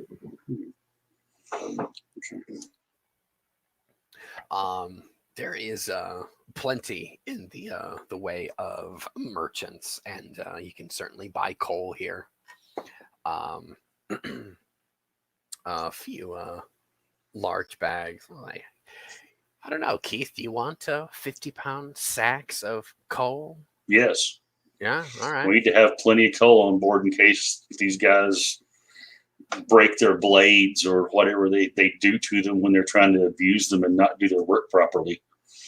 So, well, how many do you wish to purchase? Let's go to 150 pounds. 150 pounds. 3 big bags. That is 17 silver there. Okay. He It's counts a little that. bit more expensive here than it is in Felport. Yeah. He grumbles a little bit. And who's selling this? What kind of person? What kind of merchant am I buying this from? Well, it is a Fire Fae. He's a male of his species. He is he's got an eye patch. He the eye that he is missing, he's got a scar that goes over it, a really nasty scar. That clearly he lost that eye in maybe a gutter fight or something. But he is he's kind. He's not an asshole. Okay. He looks at the coal, checks it, makes sure it's appropriate for what he's wanting to do, and looks at the guy and basically he's going to try to haggle the fella down to 12 if he can. So that would be what would that be? Persuade. Persuade. Okay. Let me see. So that's based off. It's a 15. And what are you meaning to? What are you saying to him? Like let's do this.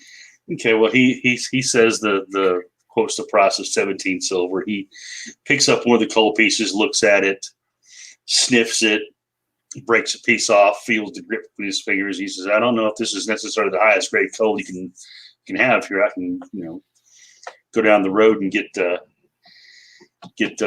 adequate stuff for half that price. But he's like a nice fellow. I'll give you 12 for it."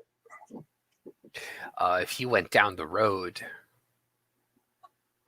the other merchants, the coal merchants, would be selling you the same price, and it all comes from the same place. Oh, really? So where does it come from? Up in the hills. He turns around. He kind of points nonchalantly to a kind of a smoking volcano that's actually up. You kind of, I won't make you roll for it. You can probably clock it. That's like a week and a half walk from here. Okay.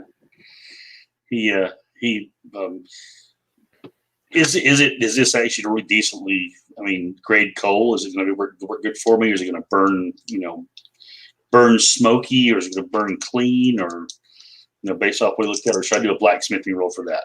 That would be blacksmithing for you. Okay, I will roll that. Any skill that is associated with, or say, any appraisal test associated with anything associated with the skill is just the skill again. That's be a 14 for me then. I mean, it's not terrible, but it is not the highest grade. We're talking if there's like AAA coal, and then there's like garbage coal. We're talking like A or AA coal. Okay, so it's not quite the best stuff, but it's not bad. No, you can certainly do a hell of a lot worse, and still get your job done.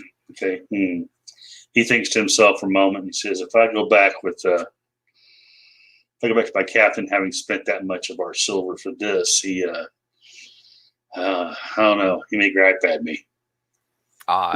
He might skin you alive and throw you in the harbor. Yeah. So Grim is kind of an asshole when it comes to his supplies. Anything we do to get the price down a bit, maybe as low as 15. I tell you what. Since you're a Fae and you are a cousin, I will do 15. Okay, that'll work. How is this? That will work. He reaches out to grasp his forearm in the Arborian way, so to seal a deal. So, all right then. Okay. Should I have a cart for you, or are these lads yours? They have the strong backs, and I can do one myself. He lifts one up under one arm without much of a problem. So, and he counts out the coins for the guy with the other hand, and puts his now much deflated purse back inside of his hauberk. Oh, by the way, he's wearing a. Are you wearing your armor? Yes. Oh. Yes. He left the ship, so he went armed. His hauberk is it's mail, a bronze mail that has seen better days, but has been well maintained. It's got a few points and such where you can tell it's obviously been repaired. And at his hip is a broadsword. So same basic bronze, fairly simple hilt and such, but it does have a symbol on the pommel that Aethelridge may recognize. It's a symbol for Erethel, which is the god of physicians in battle. So, which is a little odd for an Arborean. Usually they put symbols of Lecra on their weapons. So Silas just grabs his bag of coal, as he's told. Doesn't really say anything to protest it.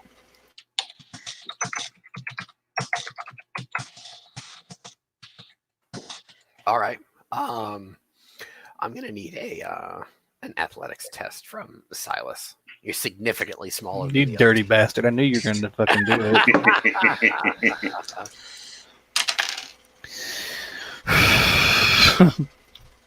That's a 6.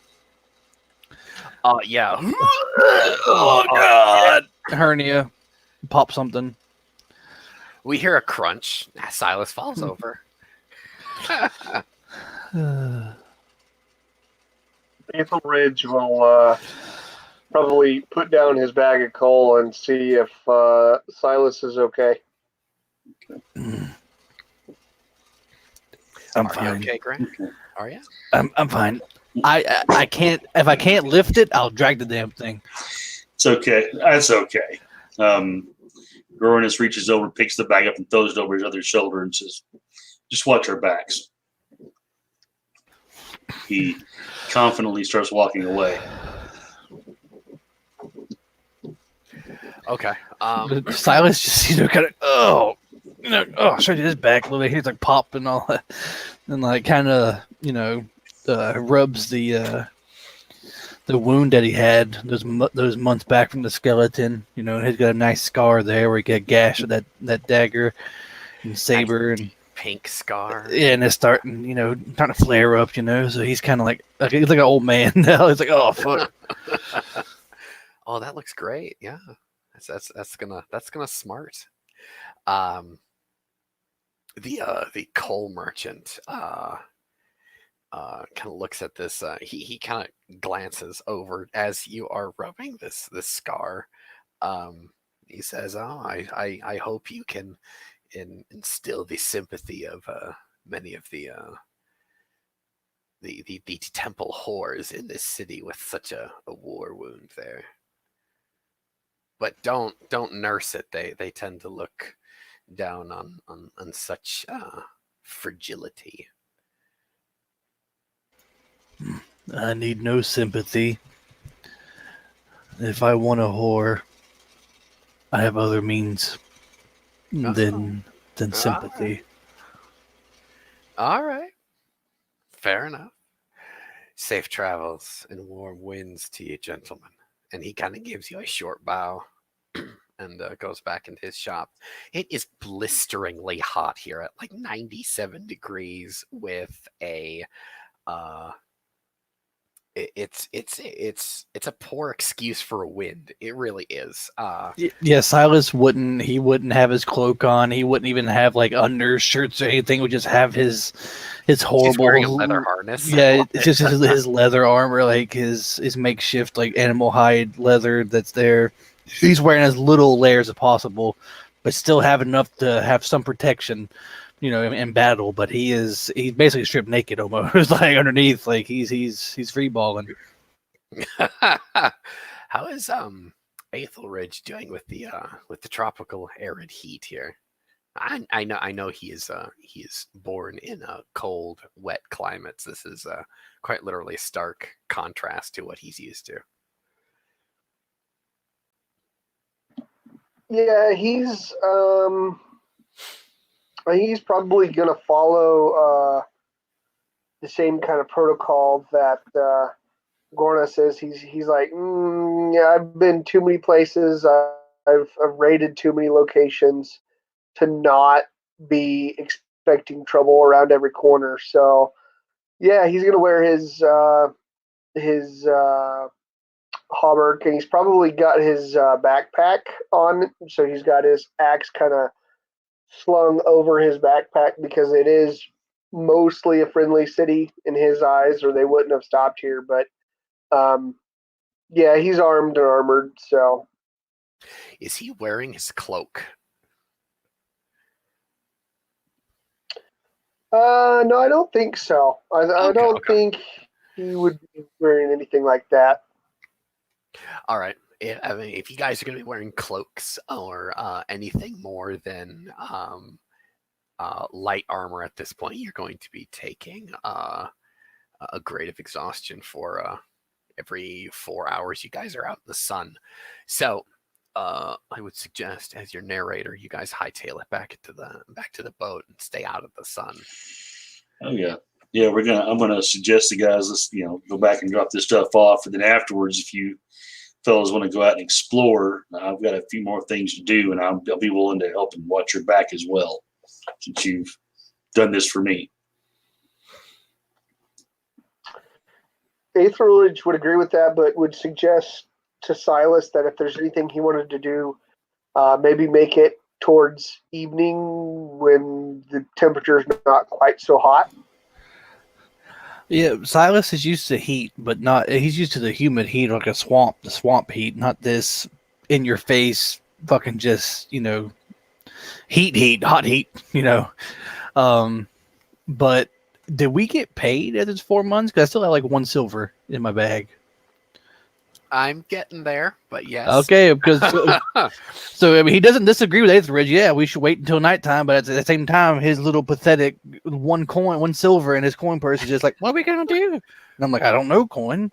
So I don't have any friends in this purse. Yeah, so we're just he's just gonna try to stay out of the sun, the rest of the day, and do whatever needs to be done told of him. But he's gonna try to least amount of effort. Like he's trying to stay out of the sun, and he's trying to stay hydrated, and it's like, oh, go do this. Like, oh, okay, fuck, it's too hot for this shit. Can I do it in the shade? Can I bring it back below deck? Can I? Yeah, exactly. Please? I'll count the taters or something at the below deck. Oh, that's Bruno's job. But yeah, she might like somebody to help. You can help me put the coal into the colliers in the hold there, so it doesn't get wet. As long as we're not lighting it. As long as we're not sitting there in front of the forge. No need to light it as of right now. Just to put it in. Basically, colliers are sort of like bins that they keep sort of right below the main deck in most ships like that, to keep it out of any rain or any weather or any bilge water.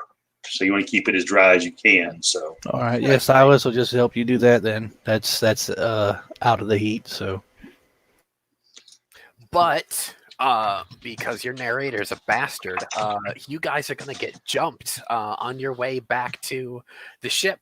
A couple Tyrannians, ruffians, street thugs, these bastards come out of an adjoining narrow as shit hallway, and they're going to try and have a go at Silas. These dirty fuckers. I ain't been here 10 minutes. I know, right? So reactions? Actually, this is the ambush phase. So, no premonition. Crap. No. Okay. No, this is. I need a defense test from Grant, and he's going to take a -4 penalty to it. Ooh. So that's a 9. Oh, really? Yep. Oh shit! These guys aren't really good at what they're doing. So, but are they good enough to take my kidneys from me? I mean, well, evidently that's what they're trying to do. But they rolled so bad, and I'm going to describe this for you. So, give me like a picture of how you guys are oriented. You guys are in on kind of a road here, and there's kind of a on your left hand side there is a narrow, like a 3-foot wide alleyway, and then maybe like 5 feet up from that there is another alleyway equal size. Who is in front, who is in back, who is in the middle?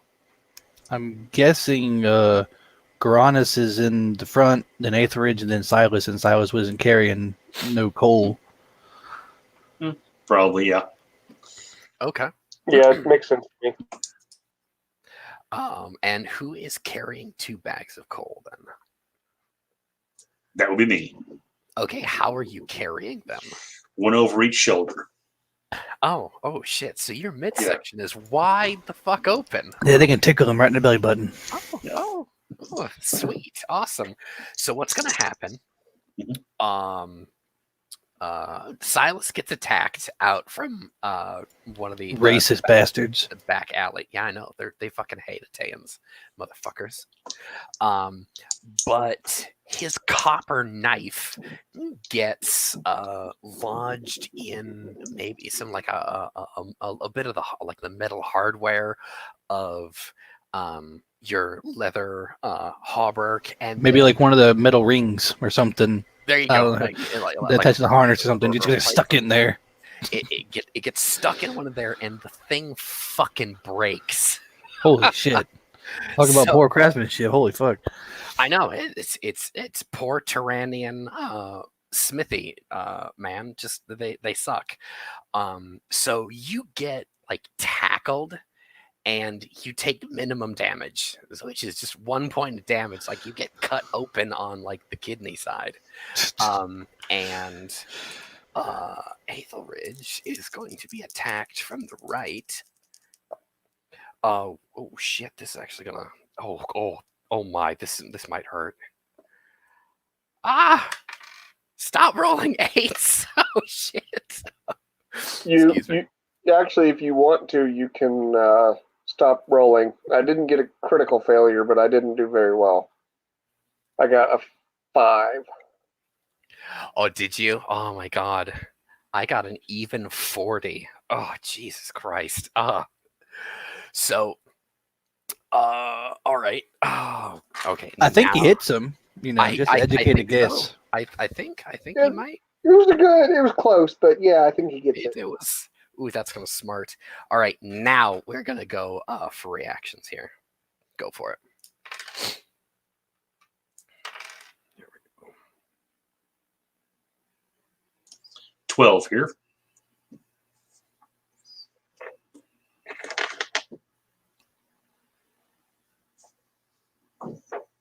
$12 for me. Oh, nice. You guys are gonna go on the same initiative then. And Aetheridge, what did you get? 23. Sorry, I was doing math. Oh, that's fine.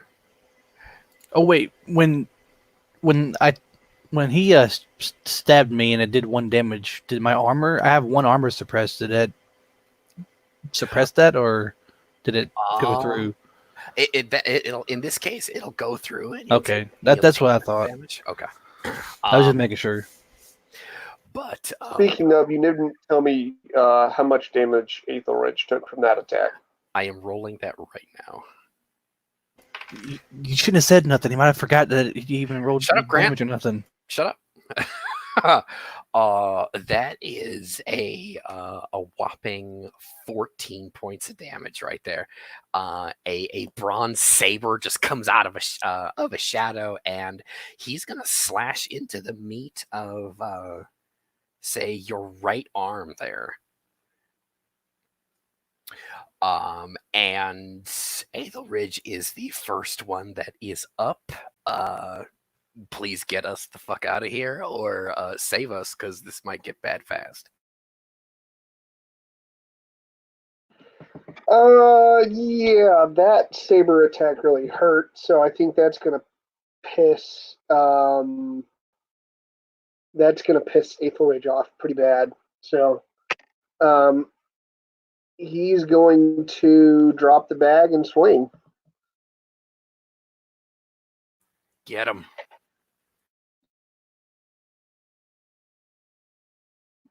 We really could have used this earlier, but I'm going to critical hit him. Are you going to roll 2 8s? Oh, nice. Oh, yeah. Brutal. I really would have rather had that on the defense, but I'll take it. Hey, man, I'll take it no matter what, dude. 2 8s, I'll take 2 8s every day, even just for like a shit test or something. Like, I'm taking the shit. You got double 8s. Fuck yeah. It slides out nice. No, I have the crit chart pulled up in front of me if you want to roll on it. There. yes. I got roll a me 4. a D8 here. 4 lethal blow. So yeah, basically you'll roll double damage, and then you'll basically roll 3d8, and that's your damage. That's what it'll basically be. A crit is always handled as double damage, and then depending on what crit category that you roll, then you'd add that on top of it. Yep. So 3d8 plus your physique modifier.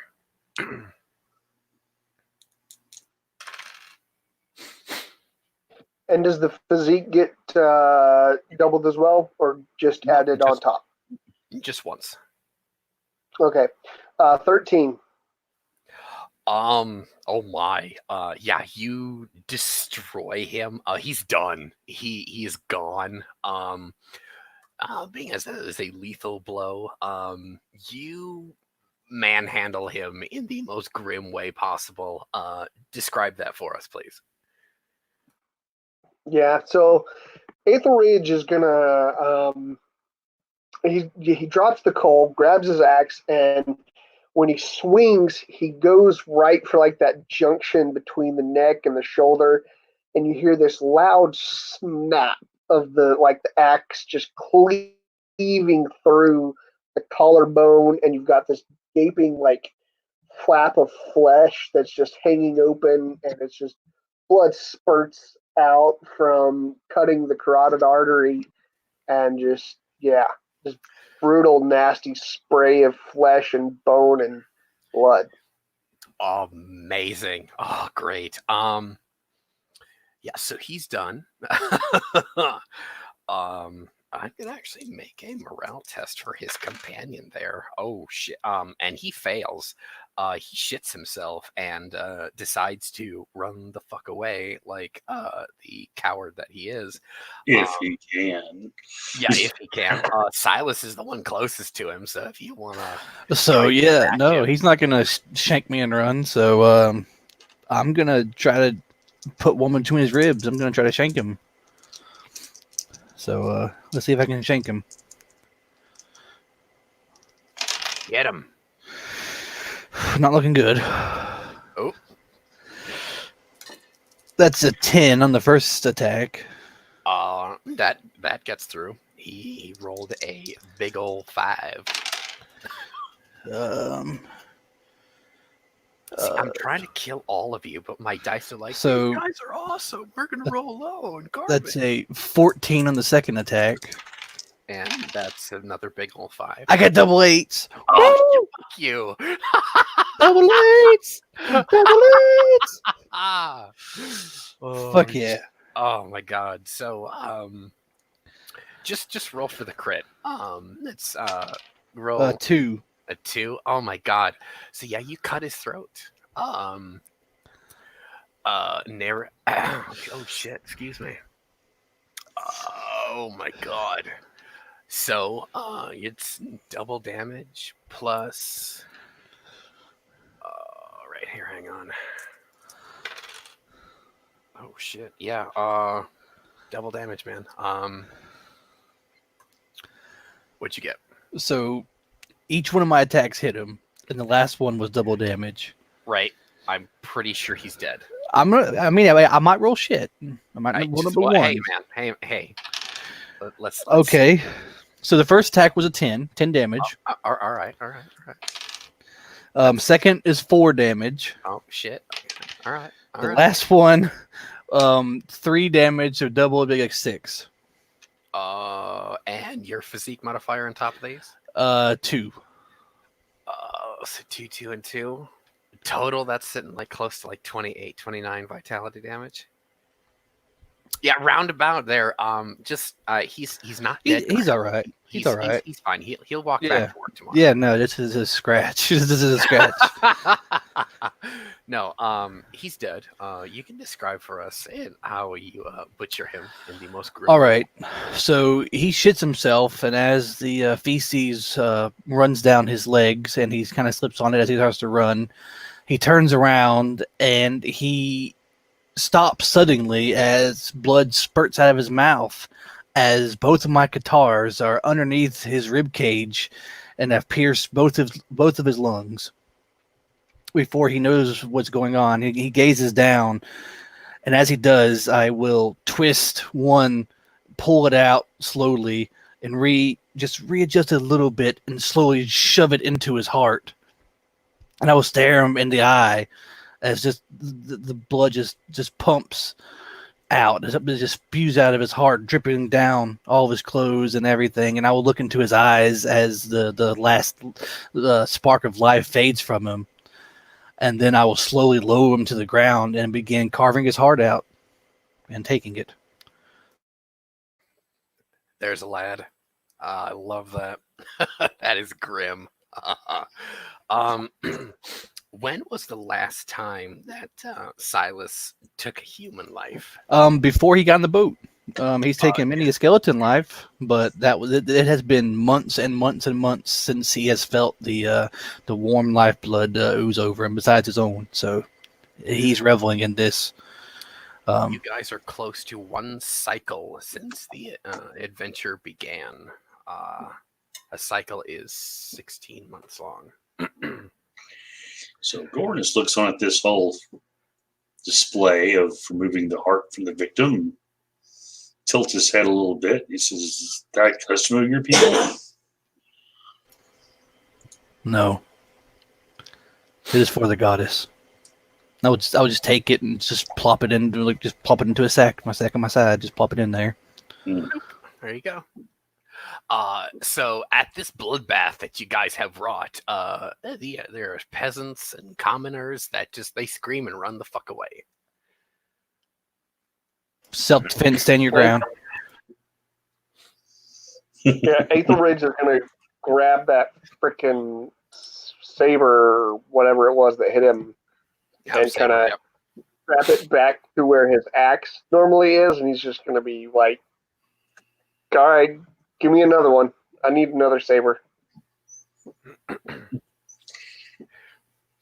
Yeah, one of them came at you with a saber. The other one came at you with a dagger, which broke. So there's really not much in the way of treasure on these guys. Yeah, I'm guessing they didn't have anything on them because they're trying to rob us. It's not like they were purses were overflowing or anything. Well, do you police the bodies? I'm sure Aethelridge does at the very least. He finds about 16 and a half silver. 16 silver, 58 copper. Yeah. Hey, that covers the coal, right? Yeah, that's true. Covers the cost of the coal. So yeah, so Gornis is standing there with a bag of coal on each shoulder. He sort of readjusts it a little bit and says, "How long is this going to take, guys?" And Aethelridge will look right at him. Oh, go ahead. I said, no, you're still bleeding like a stuck pig, too. So, yeah, you're going to see. Aethelridge is going to look right at him, pull out one of his bandages, and just kind of like strap it on to his arm where he was cut, and just kind of be like, well, I guess that takes care of your share that I was going to distribute. He tilts his head and says, "Yeah, you're not going to be carrying any coal." He reaches down with one hand and picks up the third bag. Come on. All right, you're going to need an athletics test there. Yeah, he's like, I don't need that shit. Okay. Ooh, it's an 8. Yeah. 8. 8. All right, the Incredible Hulk. 8. Oh, Jesus. And a 2. So, oh, Christ's sake. So 4 8s. That's 32, 33, 34, 35, 36. Plus his conditioning, 42. No, sorry, no conditioning. Athletics, 43. Oh, for fuck's sake. I suppose. All right. So Yeah, he only has an athletics bonus of +7. So, Only? but yeah, so yeah, he just very casually reaches down, picks it up as if it weighs nothing, throws it on top of one of the other ones, and just starts walking toward the ship. A short, now pained walk back to the ship. The captain, standing on his perch, looks down at you three, and he notices that you clearly have had more fun than the rest of the ship. As you guys kind of climb the gangplank there, you see the the crew is kind of like huddled in any place that there is shade. No one wants to work at this time, and the captain, being the guy who has brass balls the size of a globe, stands out there in the sun in his armor and his hat because he's Barbosa. Well, gentlemen, how is your first taste of Farpoint? Clearly having more fun than the rest of us. Ethelridge got stabbed. Oh. Walk it off, you'll be fine. But hey, he made back the cost of the coal. Oh, good. So, I trust that he's going to deposit any treasure in the coffers of the ship.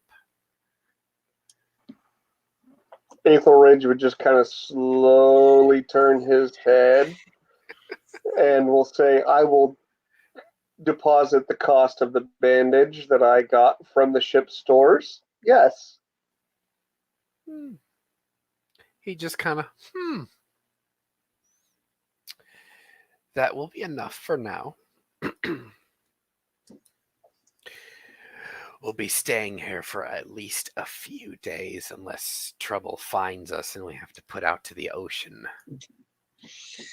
As he slowly puts these bags of coal down on the deck and stretches a little bit, says, "Don't forget the cost of repairing that armor."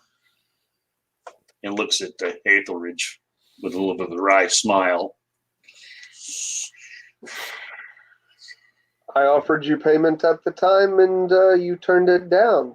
Far be it from me to make you go back on your word. Yeah, but we use the captain's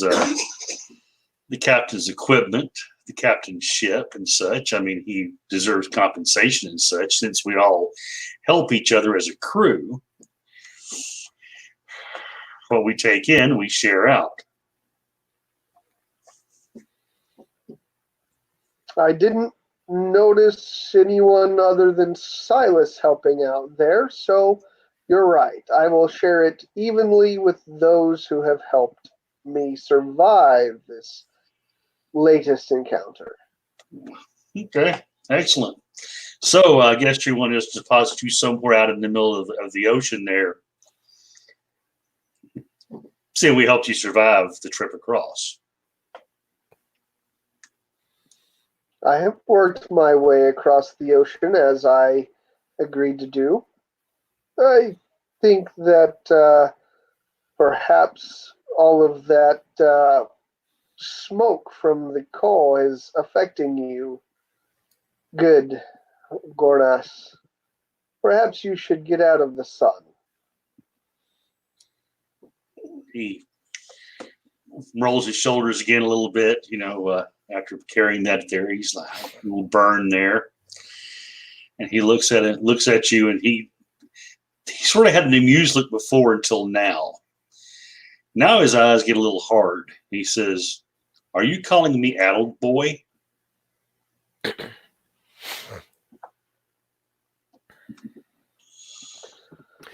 Where I is am this saying taking that perhaps place? I would think probably right there. Yeah, I'm On pretty the sure they're ship. on the deck. They're just sitting there on the deck like, All you right, want to in- go? in- You in- want to in- fucking go? And then in- you're going to throw I- hands. In front of the entire crew. All right, all right. So he's following what the captain normally would follow. You collect something, it goes into the coffers, and it's divided equally among the crew. Silas is just in the shade, right? Yeah, He's washing the gore off of his blades and all that, tending to his weapon, get a little scratch on him, put some salt water on it. He is just watching this display of just masculine bravado, Arborian. Oh, me Arborian, and he's just sitting like, oh Jesus, like, oh God has helped me. Well, how have we survived this long at sea with these crazy barbarians at each other's throats? It's just a matter of time for it's a ballroom blitz.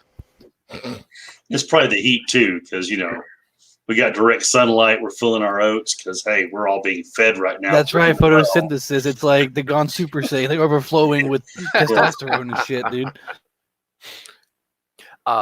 Grant, Zakiti is sitting next to you in the shade like a wilted flower.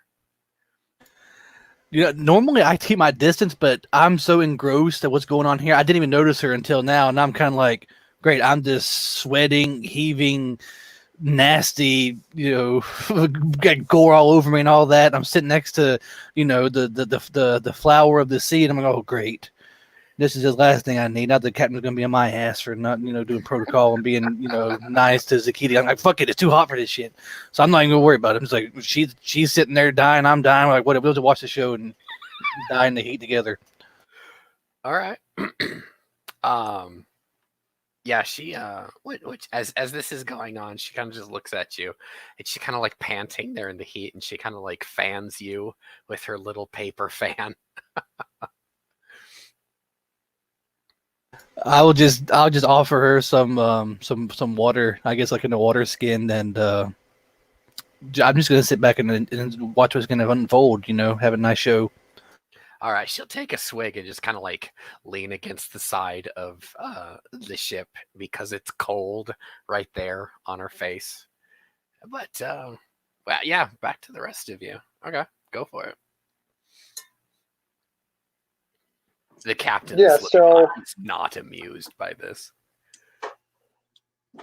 So Etheridge would just the armorer after that last comment and would say, I wouldn't know whether you're addled or not, but clearly you think that anything that someone else has worked for is your due, and while I have no problem adhering to the rules of the ship, the fact that you are over here thinking you have done the majority of the work while it was Silas and myself who bore the brunt is certainly not something that will pass unnoticed.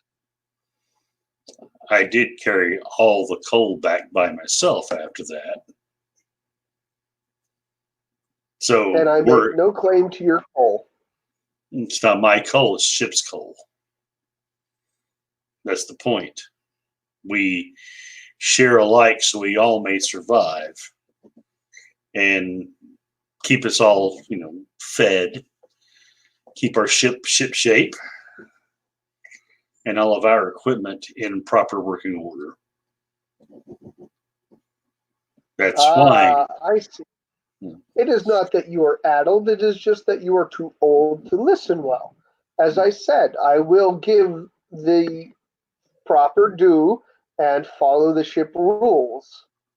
Perhaps you have strained yourself carrying the coal by yourself for the latter half of the journey and need to take a rest.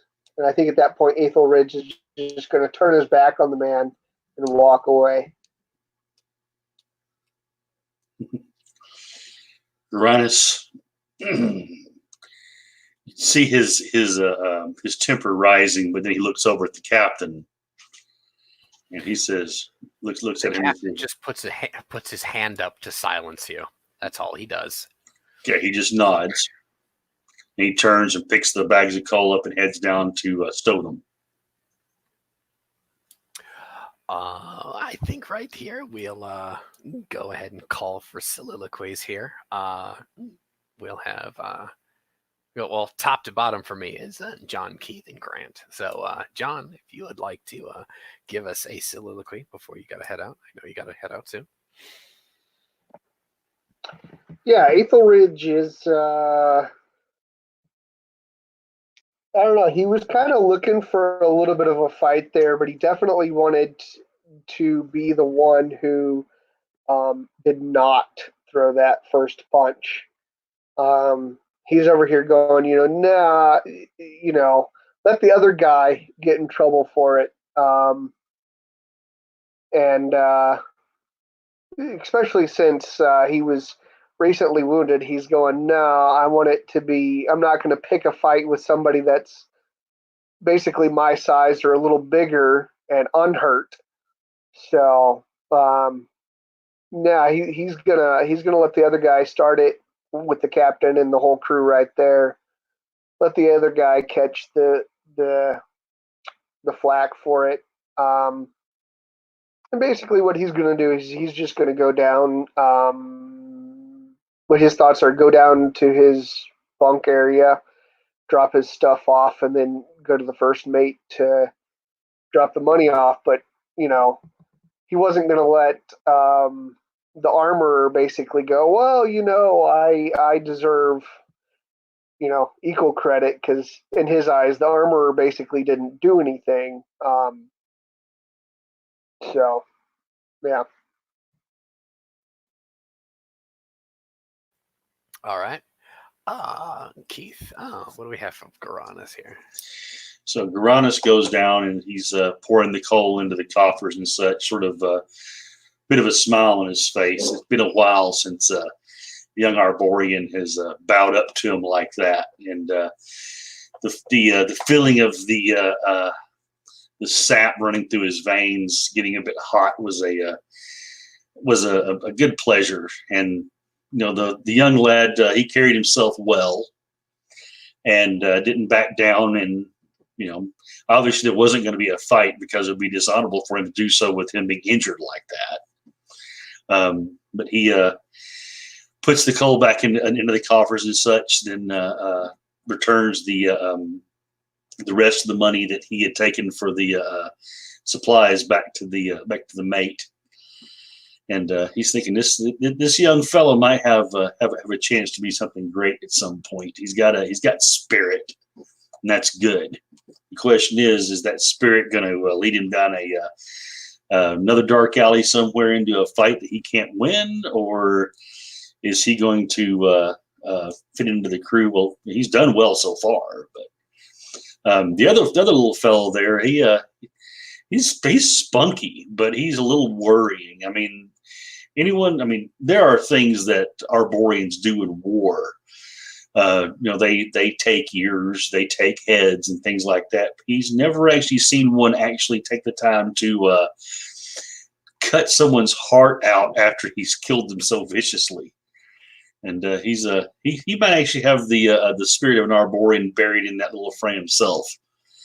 So he needs a little bit of additional ration there to bulk him up a little bit. One day he may be a great warrior himself. So. Beautiful. All right, Grant, let's hear it. So, as Silas watches the events unfold between the two hot-blooded, hot-sapped Arborians, he will share one last drink with Zakidi, and he will find the darkest, most secluded spot on the ship that he can find, and there he will take the heart from this pouch, and he will set it on the deck, and he will pull out his guitar, and whispering praises and prayers to the goddess, he will begin carving her holy symbol into this heart. The whole time saying prayers to in hopes that this humble sacrifice will alleviate some of her suffering. And when he is done with that, he will leave it. He will leave it for the sea rats and the underdogs, the vulture, the carrion feeders, the ones who suffer, and he will leave it for them to come and claim. And so, as they ingest this offering, maybe it will ease the goddess's suffering in some small way. as they ingest this negative energy that he has cast into this heart from his assailant.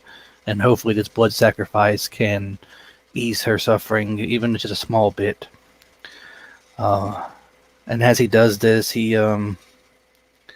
can't help but look at his hands.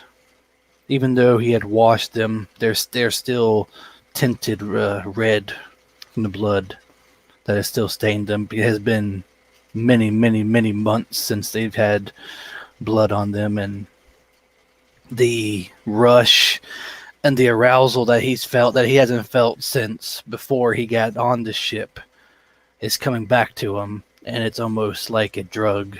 He craves more of it now, and he hopes that more of these crazed thugs will attack them in the future, so that he may have more sacrifices to ease the goddess's suffering. If enough of these foolish vagabonds throw themselves at him and his companions, then he may have enough to ease the goddess's suffering. But only time will tell. But for now, this small offering will have to make do until he can find something that is more appealing. All right, beautifully done. Thank you for tuning in, everybody. You guys have a wonderful night. We are going to take a week off, but we will be back on the 18th. Same bat time, same bat channel. Good night, everybody.